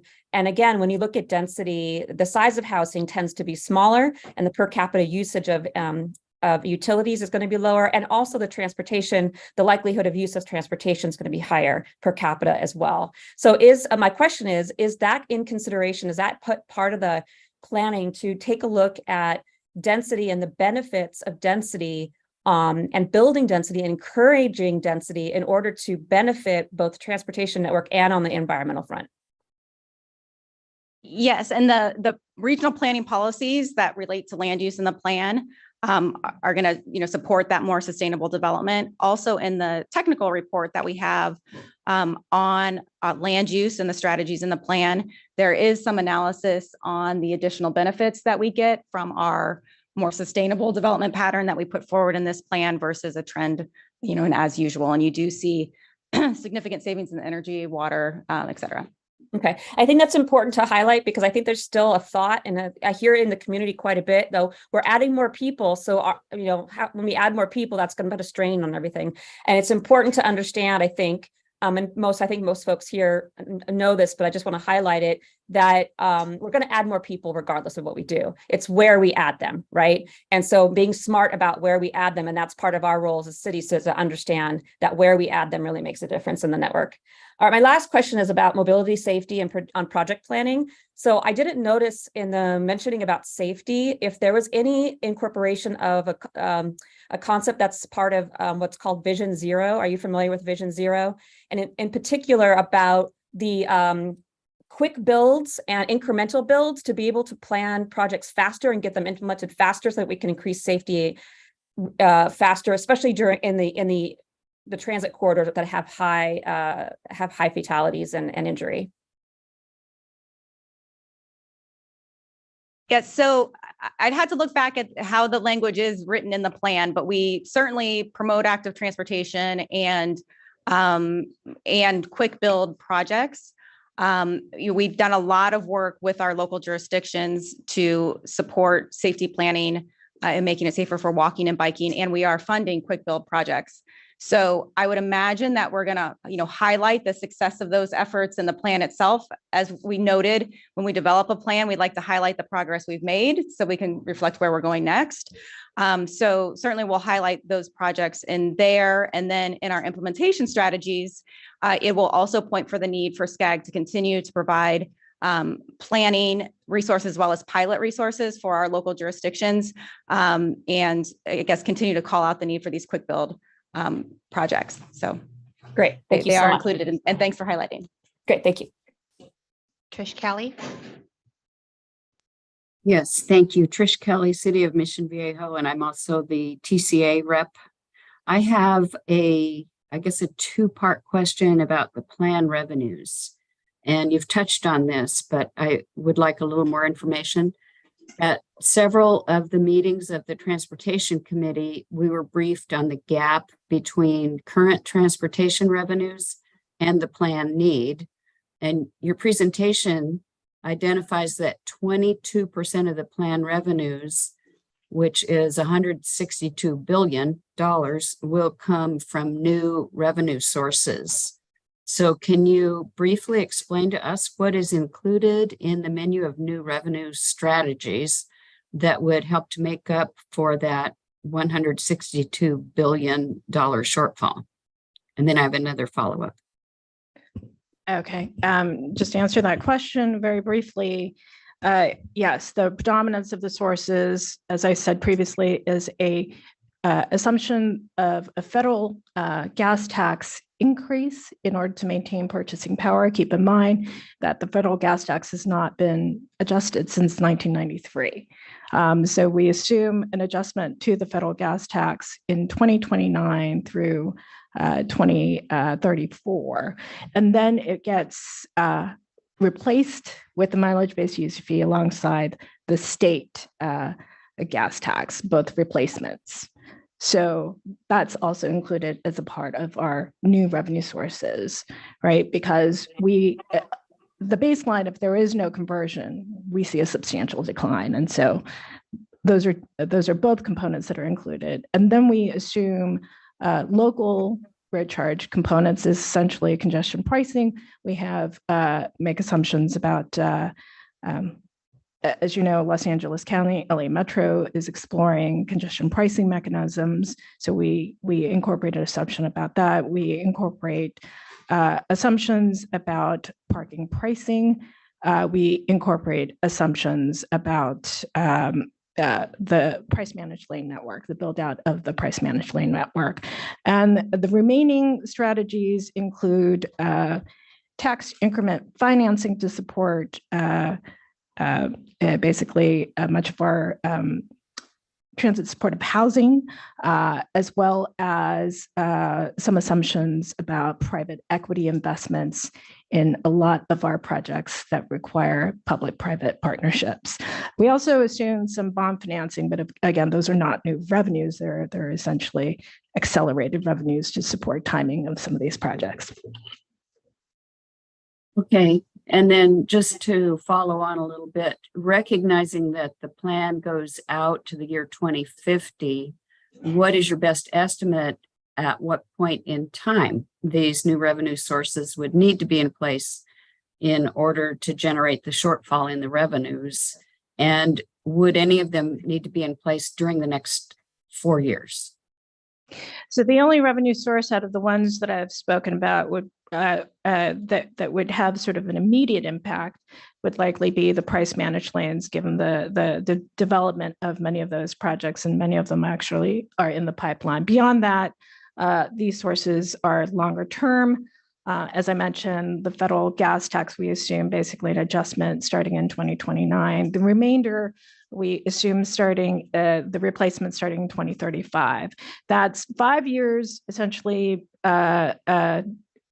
delayed from what we had previously assumed.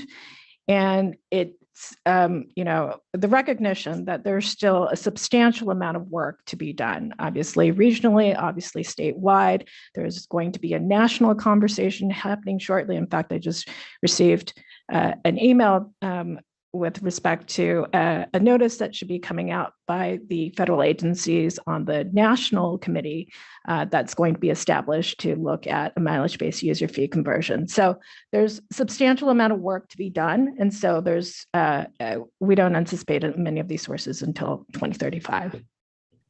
Okay, and just to clarify, what are you willing to give us your best estimate on what point in time the new revenue sources would need to be in place for us to generate that shortfall?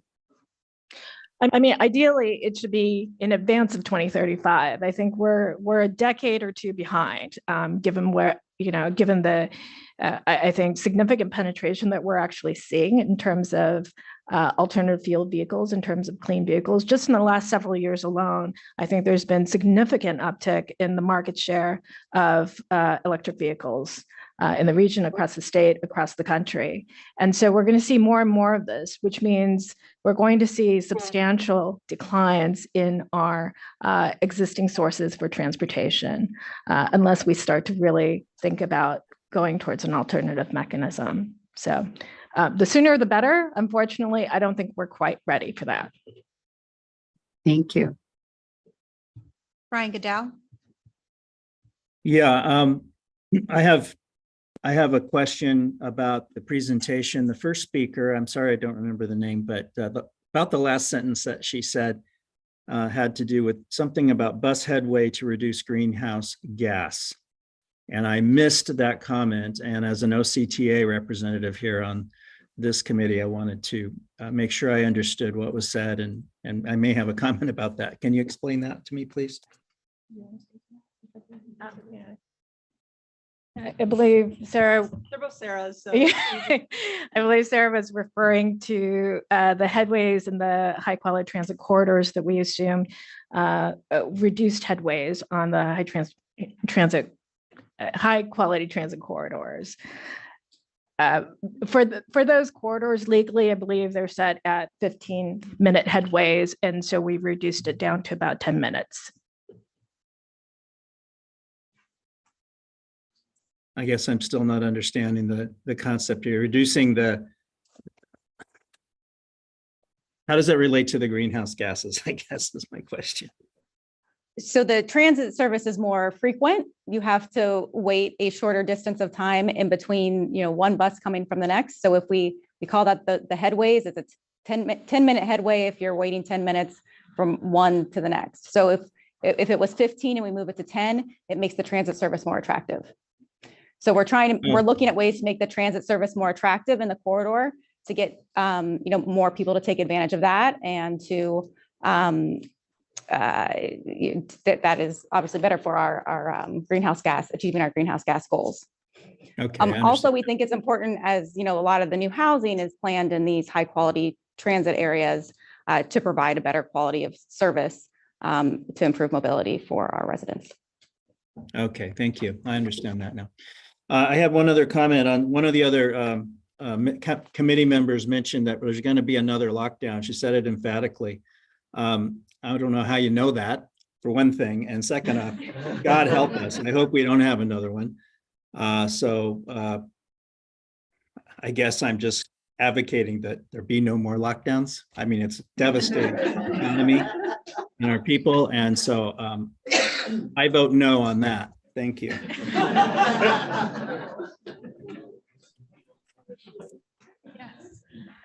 Next member is either Clint Lormore or Wes Speak, followed by Wendy Bucknam, and then Gabriel Reyes. Thank you, Chair. This is Wes Speak with the City of Corona, representing WRCOG. I just had a couple of statements and questions. One, I was really happy to see that we're didn't mess with or allowing regional transportation agencies to still, they're the best understanding of how to operate and how to move. So I was really happy to see that remain in there. I did want to talk about this from a standpoint of we need to have something in between. the idea that yes, public transportation is the wave of the future. However, it's going to be dozens and dozens of years before reliable, real and consistent public transportation reaches, suburban and rural areas. So there needs to be this, this idea that the regional transportation agencies understand that. But there still is this state. There aren't going to be any more general purpose lanes. There aren't going to be any more mass widenings of freeways. That's still not in our plan. It's not spelled out. There needs to be an education to the public. Most people do not understand that, growth inducing, that roads are growth inducing and all the other things. People do not understand that there needs to be an education to the public to understand this, because they still think that we're going to be either building our way out of it or and that's not going to happen. Or this idea that we're all going to live in, I love the idea of a 15-minute community. If you don't have anything and you can plan around that, you can plan from an empty slate, and you can plan that. Now there are ways that we can, do redevelopment and all those little things that you can plan for those things. And in Corona, we try and do that as well. But at the same time, you look at, the RENA goals, and I, previously right now I sit on the transportation committee. Before I sat on the economic housing and economic development committee. And I made this point several times that in RENA, there's I tell the tale of two cities. The city of Huntington Beach has a RENA goal of about 15,584, something like that, in that range. And the city of Moreno Valley has about the same. I would wager or eat my hat if Moreno Valley does not build more housing than Huntington Beach, just because of finances. It is cheaper to build in a place like Moreno Valley where they have open land. And yes, they may build a little bit more densely, but they're going to build more there. Meanwhile, we have no additional transportation ideas to get people. So people that are going to move there, the people can't afford to live next to their job. Which brings me to the next point. I was really happy to see much more filled out version in the economic development portion, seeing that there's a lot more workforce development and those things. Those are really great things.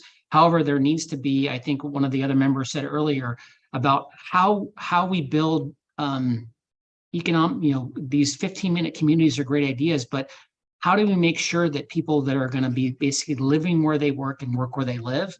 Because right now, only people that have great jobs or are wealthy can. So it's indiscriminately hits on folks that have to commute. So we're sentencing those people in the future to be sitting on trains and buses that are infrequent and not reliable. And they're instead missing that time with their families. And that's important for us. That's very important. So like I said, all these things are all linked. I basically been saying for the last few years, housing, transportation, economic development are all the same. They all impact each other, and they need to be discussed more in relation. And then one of the other questions I had was about the percent of land preserved. That sounds great, but I was just curious about whether or not that's all based on density, on the assumptions of density that we're going to see. I forgot, it was 26 or 36 percent. We're saving additional amount of land because of, is that based on density? Is that a density assumption, or is that a land use assumption that we're going to be setting aside so much land? Another 20. Sorry, I was all over the place. Maybe since that last question was the most specific and technical, I'll answer that first, and we'll get to the bigger picture. So that quantification is based on a couple of things. Some of it is due to some allocation of growth in more infill areas. So it's not necessarily, maybe it's implied density, but not necessarily. Okay. It's just it could be putting a single family house on a vacant lot within an existing jurisdiction. as opposed to putting it in a greenfield area on the edge or on an unincorporated or outside of a sphere of influence. So that's where it's coming from. We could maybe, I'll follow up with my team if we can do some analysis on. Yeah, I just was trying to assumptions of figure density out on that. that was a very specific number, and I wanted to know whether or not is that based on a land use policy, or is that based on an investment, or is that because really the one thing missing in this is, you know, we can have all these great plans to build things and have them done in a certain way, but if it isn't financially viable, builders aren't going to build it, and if it isn't something where someone wants to live, people aren't going to buy it. So those two things are very, very important. We can plan for having density, but I guess the assumption is whether or not you have a builder that thinks they can make money doing it. And there clearly is not enough, you know, state investment money to fund all of these wonderful ideas to build density near all these other wonderful places. So I was just, you know, like I said, I wanted to get a little more information on where that number came from and how it arrived. But I think the only other really, sorry, go ahead.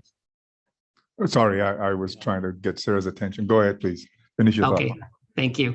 And then, like I said, I want to know what the plan is for the education part of this, especially on the transportation side, because we have a massive change to the way we're doing things. I mean, not just, you know, the things I spoke about earlier about, you know, that we're not allowing people, you know, we're not telling people that we're not going to build lanes. And the second side is now, then we're going to be going to this, you know, completely different way of, you know, a road user charge, and which I think is frankly overdue for the folks that are in electric vehicles. But I'm curious about how it's going to work out. Wes, Yes, sir. I'm going to cut you short here because we got a Okay. couple more speakers and almost out of town. No, Time. I'm fine. Go ahead. That was it. I'm done. Okay. Real quickly, Sarah, how does that number, the open space number, relate to the growth projections we got from all the cities? Yeah, thank you. And that's a good point, that number is based on the local jurisdiction input. So, you know, your question about if it's not our assumptions of density, it's what the jurisdictions show us where they would be anticipate growth to occur, and our analysis of that compared to what we were projecting, say, 10 years in the past.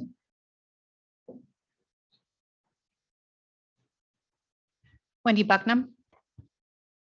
Thank you. First, I just want to say thank you so much. The approach that we've taken with obtaining information from the local level and really doing a bottom-up analysis is shown to be pretty fruitful, and I'm very pleased with the result. I want to talk about GHG emission reduction, but before I do that, I just want to say to you, you mentioned that we're trying to do more multifamily. Are you aware of what is happening with the multifamily industry relative to insurance? There are literal fire insurance. Literally, we have complete communities that cannot get fire insurance that are in development, and the sales are actually stopping as a result of that. And these are because of other state policies that have caused a major impact on insurance, and that includes the way that things are being done by CAL FIRE and fire maps. I think we have to talk about that because I want to make sure you're taking these other state agencies and policies and impacts on the economic viability of these projects into consideration. So that's one statement. You off topic a little bit, but it was brought up because of multifamily.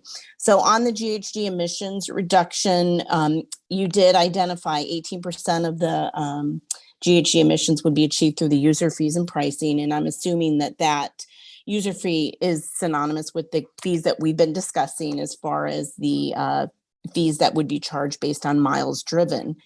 Is there a point in time that you feel that the user fees are assumed to be operational to achieve the emission reduction? And would it be possible to have this before the 2028 RTP SCS?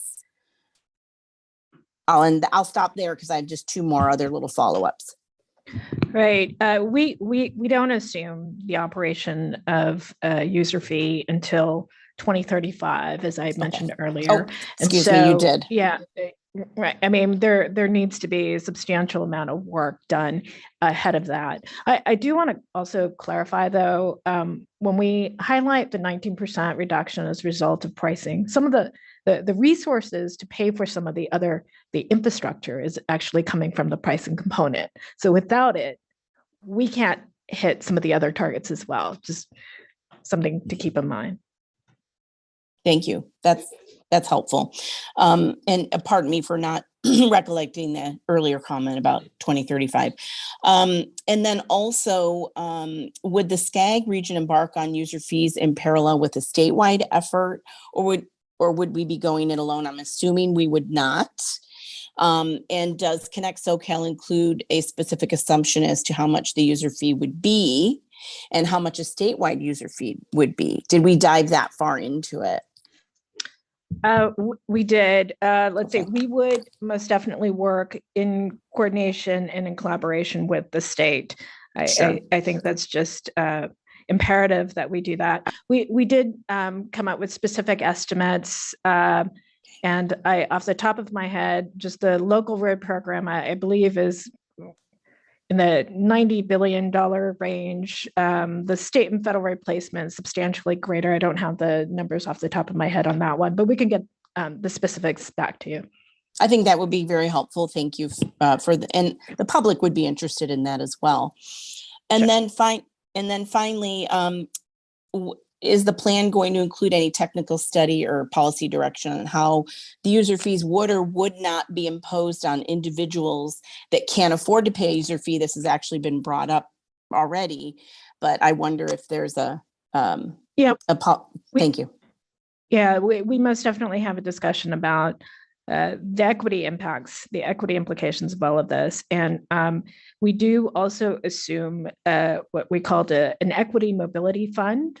Essentially our means of kind of advancing a universal basic mobility to support those households, in particular, the most vulnerable households who may not be able to afford not just a road charge, but transportation across the board. So in order to provide access to transportation options. What will be the source of that funding? That would really be generated from the user fees. So the intent is when you price, ultimately a portion of that will be taken to provide subsidies for low-income communities.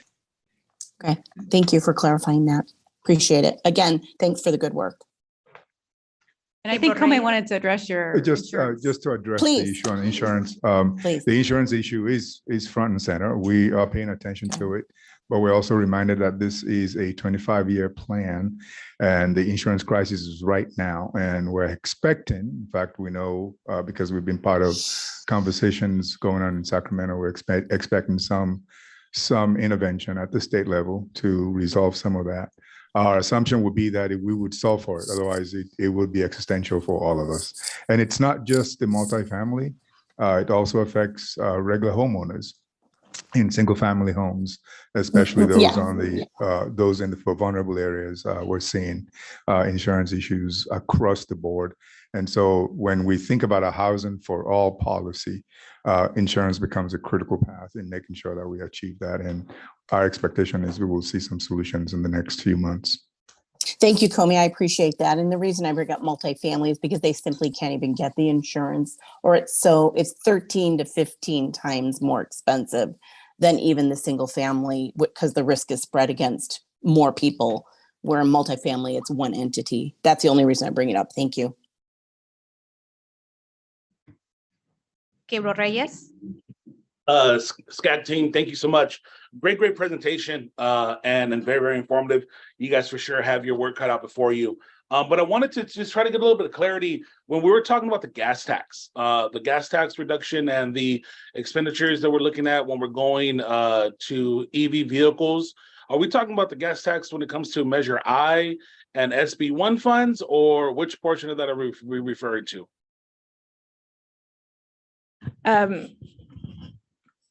The gas tax would most definitely be, well, it's what's supporting SB1 currently. Mm-hmm. And so ultimately what we're saying is, as we project moving forward, the resources to support SB1 and other programs are declining. And so we need to replace that with some sort of a road user charge. Okay, awesome.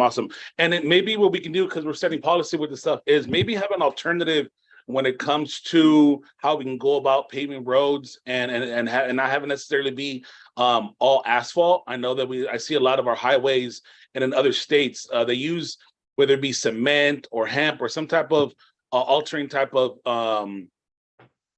tool, right? Instead of asphalt, that can probably bring down the cost, right, of that, if we are going to have a decrease in the funding when it comes to SB1. I'm speaking from a rural city, right, where less than 19% developed, and where 55 square foot miles, right? So here in Adelanto, most of you guys probably even heard of Adelanto, right? We're very, very small and away from the greater Los Angeles area. So the SB1 funds most definitely will have a decrease of SB1 funds will most definitely have an impact in regards to infrastructure and paving of my local roads that are already in a horrible condition as we speak.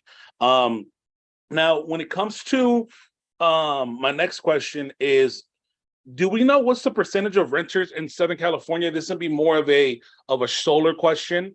Here in San Bernardino County, specifically the Victor Valley, we are a high base of commuters and renters, right? And I'm thinking about the work from home model.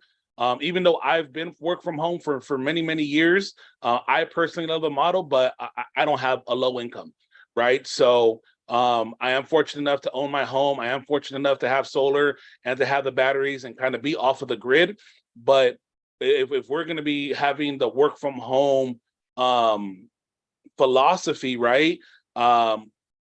The renters aren't able to access solar, right? If the homeowners do not want to have solar on the roofs, they are 100% reliable on Edison, on PG, whatever, electrical public utility authority that's out there. Their expenses are naturally going to go up because the percentage of the cost of energy, right? I think here in this region, our tier 2 is at 41 cents a kilowatt. Right. So if we're going to be pushing work from home models and running of the AC, I'm thinking about my region. We have 110-degree summers, right? It's extremely hot. And if we're going to be working from home, more bodies, more people. The reason why I ask about the renters is they're not going to have the access to be able to have solar on their home. So we thought about maybe doing as SCAG some type of policy or incentivizing, the homeowners that do rent out homes to incentivize them to put solar on their homes. That was my question for that. That wouldn't really be a regional policy. I think we are promoting sustainability, no question, on a regional basis. But our expectation is we would have local city ordinances and programs that would encourage that. We're doing a program that will look at utilities supporting housing, but that's a little bit more global in trying to promote housing production and not necessarily targeted towards the specifics that you're asking. But I think you have a good point. Mr. President, I'm sorry to interrupt you, Mr. Reyes. I just want to do a quick check-in on the time. Yeah, This is our 25 first minutes agenda left. item. We've got 2 more folks who want to speak remotely and then 1 more in the room. All due respect, sir, if we could move things along a little bit Yes. quicker, we're very close to our noon starting time for Yes. RC. And then my last statement would be this: when it comes to the EV program, getting rid of gas cars and going to EV in 2035. But you can't cut them off. Our low income community that live in apartments and that live in areas, how are they going to charge their Yeah, we EV got vehicles? And that's it. Just taking into consideration the EV program for the lower income, where the average EV car costs $44,000, right? I have people saying, "Oh, I have $2,500 to buy a car," right? Not finance, buy a car, right? So financial literacy is something that to take into consideration. Thank you for your time. Thank you, sir. Next.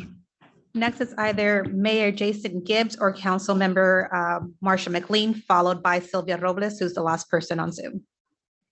Hi, in the interest of time, I'll try to keep my comments and questions short. Actually, I will do that. I will condense them. I guess first of all, I want to say we're from the city of Santa Clarita. We're part of the North County region, Palmdale and Lancaster and our city. And we have some of the longest commutes for people to have to get to work and to not get to work on the roads that we have. And public safety for our roads, highway safety, is extremely important. That is going to feed into the other one where you're encouraging density, housing everywhere. And are you taking into consideration in your assumptions the quality of life for people that need to live in these dense properties and projects, when developers are allowed to reduce the open space within the community, reduced parking or no parking, and no storage space for their units. So quality of life should be taken into consideration in your assumptions. And I wonder if they are, based on the fact that people with lower incomes deserve to have the same quality of life as people who are able to afford to live elsewhere in single family homes. With ADUs, the state has taken away the ability for local governments to require adequate sewers, adequate electricity, they're allowed to take down trees and parkways. So in your assumptions, I'm curious to know whether you've considered quality of life as an issue. Yes, we are, as we've talked a lot here about how through this process, we worked very closely with our local communities. And so we are, rolling up a lot of their plans, and we know that the local planning process is very much geared towards developing a community to maximize quality of life. So, we continue to support the local planning that puts these things in balance, the need for housing and recreation and economic development and all of those things. So appreciate the point and really do rely on our local partners as we work to develop complete communities.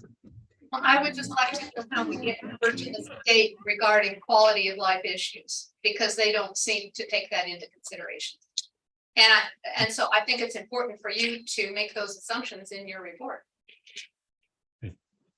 Okay, thank you, Marcia. Next. Sylvia Robles. You're muted, Sylvia. Can you hear me now? Okay.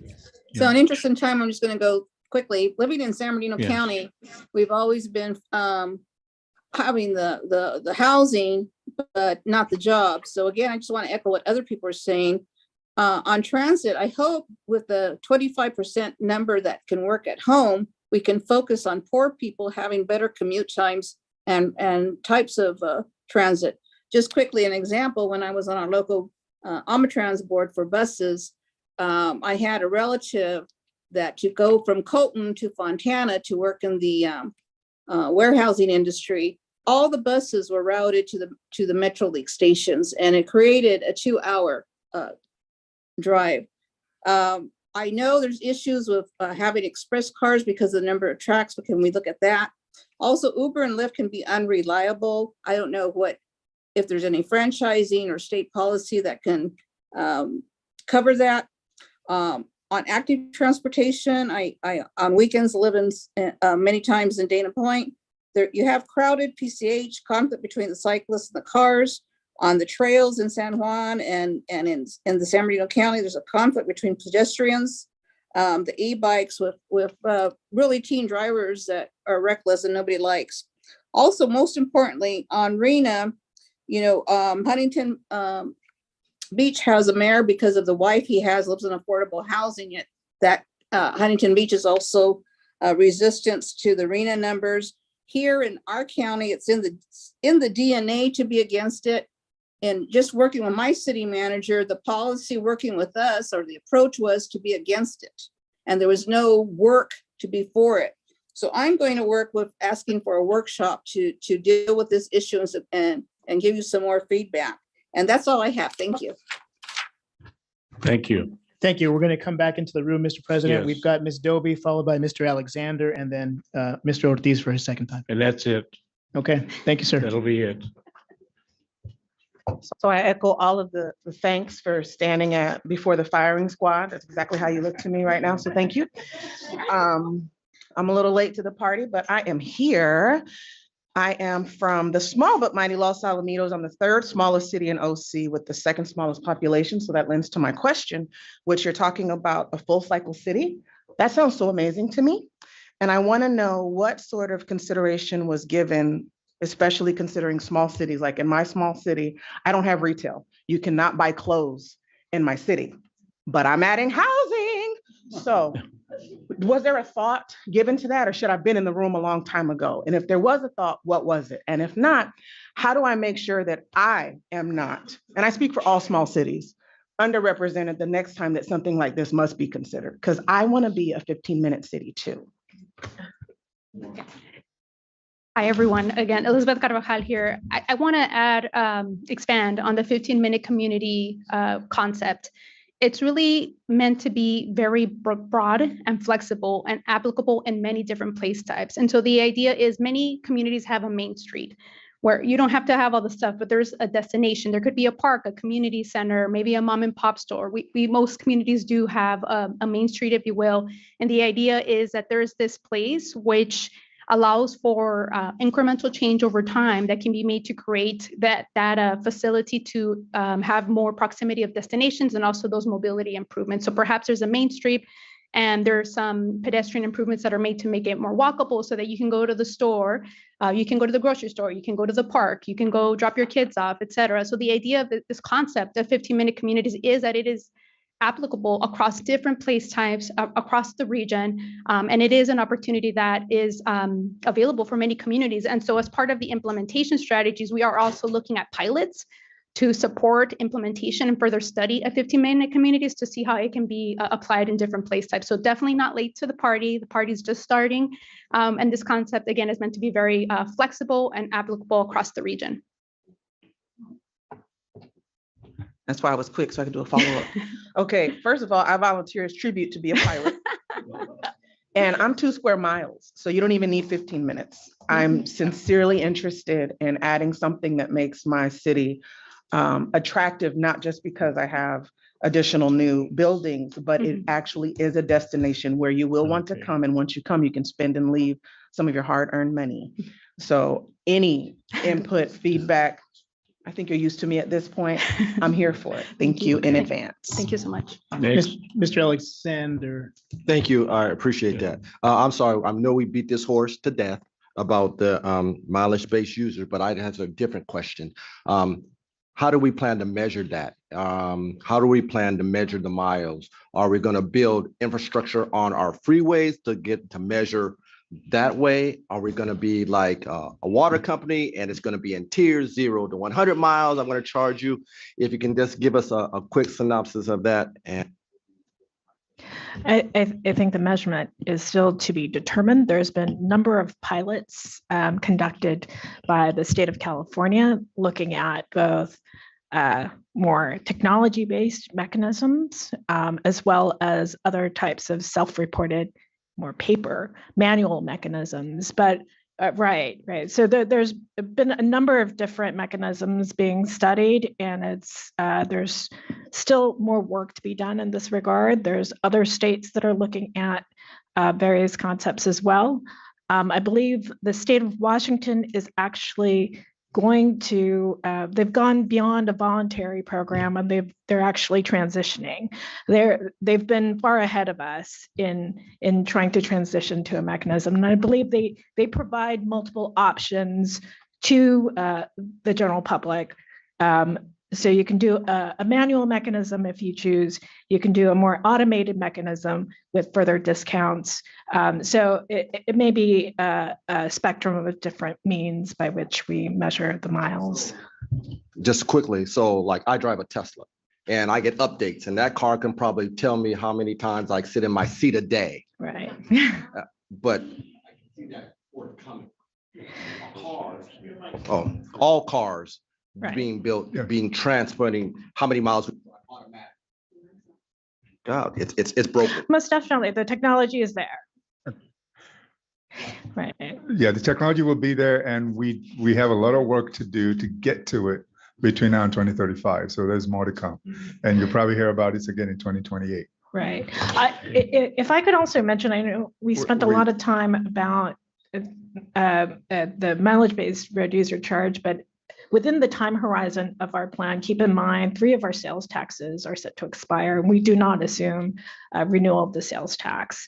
And so that's also hitting our regional pocketbook as well. Okay, we need to move on to the last because we have to be back for regional council in about 15 minutes. A little bit less than that, actually. Mr. Ortiz is our last speaker in the room. Thank you. I just wanted to share some of the local strategies because I hear a lot of concerns about how we're going to keep up with this growth in housing and electrification. And so right now we're looking at, we started building across the freeway about 20 years ago. And now we're having to come up with $100 million each for 2 bridges to expand those bridges to keep up with those neighborhoods, right? So looking back, we know now that we should have been putting development impact fees on those houses in the first place, right? So now moving forward with this growth, we're looking at how do we, increase our sewer lines, our water lines, our bridges, and include all of those development impact fees in new housing projects. And yes, it does bring up the cost of housing, but that cost is going to hit us at some point, right? So we want it to be paid up front. For our roads, we implemented about a decade ago a 1% sales tax that was passed through a ballot measure, and that 1% goes directly to public safety and roads, mainly to our roads. And our public recently approved it without a sunset clause. So now we have, for as long as for now, we have 1% every year that comes back to us, and it's about $10 million, and that helps improve our roads. For electrical infrastructure, we have a huge need for electrical infrastructure. We have hardly any residential solar because of the lack of incentives in our area, although we're about 120 degrees during the summer, right?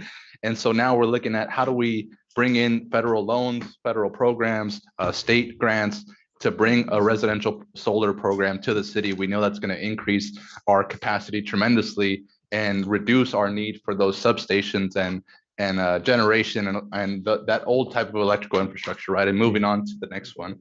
The other thing we did was we're growing a lot faster than a lot of our surrounding area. So our power company hasn't increased Mr. their Ortiz, I'm rates. gonna have to cut you short. I'm Go sorry. ahead. That's fine.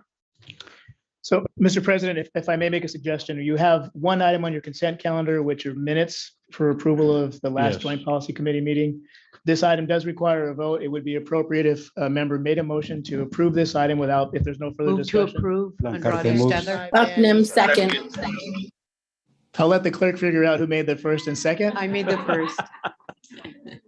Bannon says second. But just to be clear, you are voting on the approval of what's just been presented to you along with the consent calendar. Yes. That was Mr. my motion. There's Yes. 2 items on the consent If calendar. I may quickly Oh. just want to take a moment to thank. One's a receive and file. Want to take a quick moment to thank the honorable members of the JPC for such vigorous conversation. We thought 2 hours was going to be enough. Obviously, it wasn't enough. We appreciate all of that. And I also want to take a moment to thank the planning leadership led by Sarah Jepson for all the work they've done with the entire team. That will ask for your I vote. And just one clarification, there are 2 items on your consent calendar. The second one is a receive and file. I apologize. We've got a motion by Blancarte Correct. and a second by Shapiro. Madam Clerk. Roll call, please. Cindy Allen. Aye. Valeria Mezcua. Gary Boyer. Aye. Wendy Bucknam. Aye. Don Caskey. Aye. Tanya Doby. Deborah Dorsporada. Keith Ike. Yes. Bob Engler. Yes. Rosa Espinosa. Wayman Furman. Aye.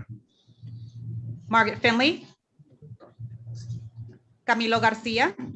Yes. John Gabbard. Yes. Marshall Goodman. Aye. Mark Henderson. Yes. Cecilia Huff, Yes. Linda Johnson, Yes. Kathleen Kelly, Yes. Tammy Kim, Tammy Kim, yes. Lauren Clayman, Thank you. I'll just. Matt Lavere, We skipped you. Oh, maybe they're going by each committee. Sherry Warren Marshall? votes yes. We are Sorry. calling on members by each committee. I'm first calling on CHD members, followed by EEC, and then the Transportation Committee. Thank you. Lauren Clayman, Matt Lavere,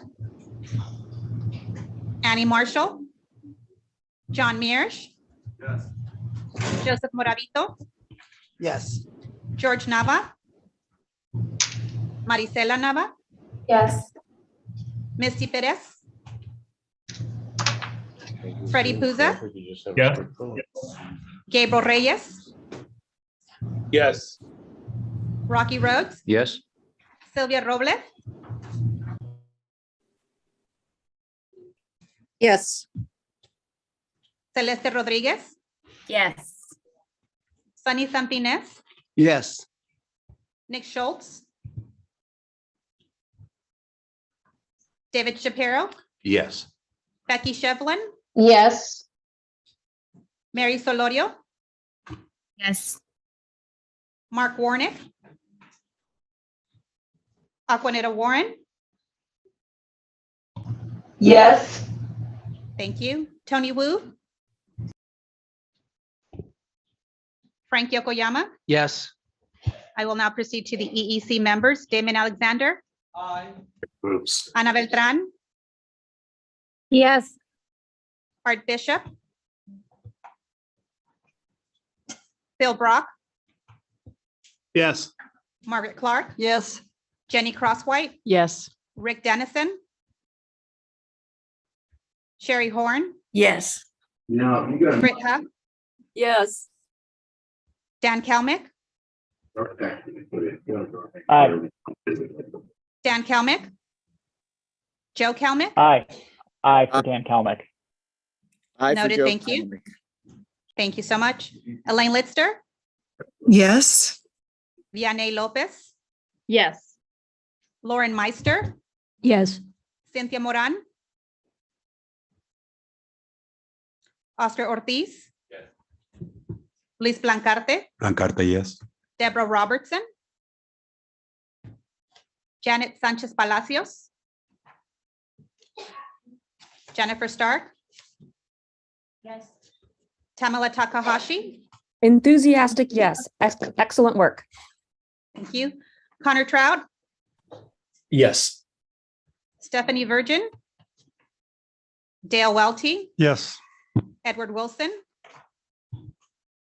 Yes.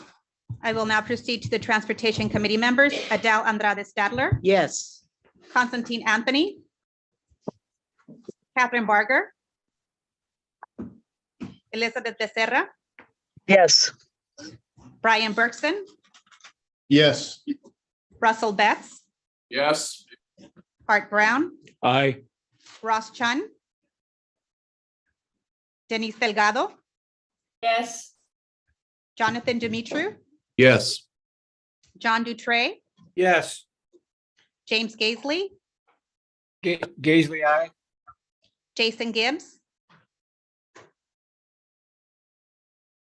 Jason Gibbs, Brian Goodell, Abstain. Kurt Hagman, Jan Harnick, Yes. Laura Hernandez, Yes. Mike Judge, Yes. Fred Young, Trish Kelly, Yes. Linda Krupa, Yes. Bridget Lewis, Malcolm Lilienthal, Richard Lua. Thank you. Thank you. Clint Lorimore, Aye. Steve Manos, Yes. Ray Mar, thank you. Ray Marquez, Yes. Larry McAllen, Marsha McLean, Yes. Dennis Michael, Yes. Linda Molina, Yes. Carol Moore, Aye. Ara Najarian, Maria Nava Frolic, Yes. Frank Navarro, Yes. Sharona Nazarian, Yes. Gail Rebollar, Yes. Ed Reese, Crystal Reese, Yes. Ali Saleh, Tim Sandoval, Yes. Suli Saro, Aye. Zach Schwank, Marty Siminoff, Yes. Jeremy Smith, Ward Smith, Yes. Jose Luis Solache, Jose Luis Solache, Hilda Solis, Wes Speak, Aye. Karen Spiegel, A reluctant yes with hopes of lots of public comment. Cynthia Sternquist, Michael Vargas, Yes. Scott Voigt, Donald Wagner, Colleen Wallace, Yes. Alan Wapner, Yes. Thomas Wong, Yes. Jeff Wood. Yes. Mr. President, the motion for item 1 in the consent calendar passes with 90 votes yes, 0 votes no, and 1 abstention. Thank you very much. I want to thank everybody for participation today. It was a long meeting, but you all did very well. Those members of the Regional Council, please go out and get your lunch and come back in here right away. We'll start the meeting as soon as everybody's back. This meeting is now adjourned. Thank you.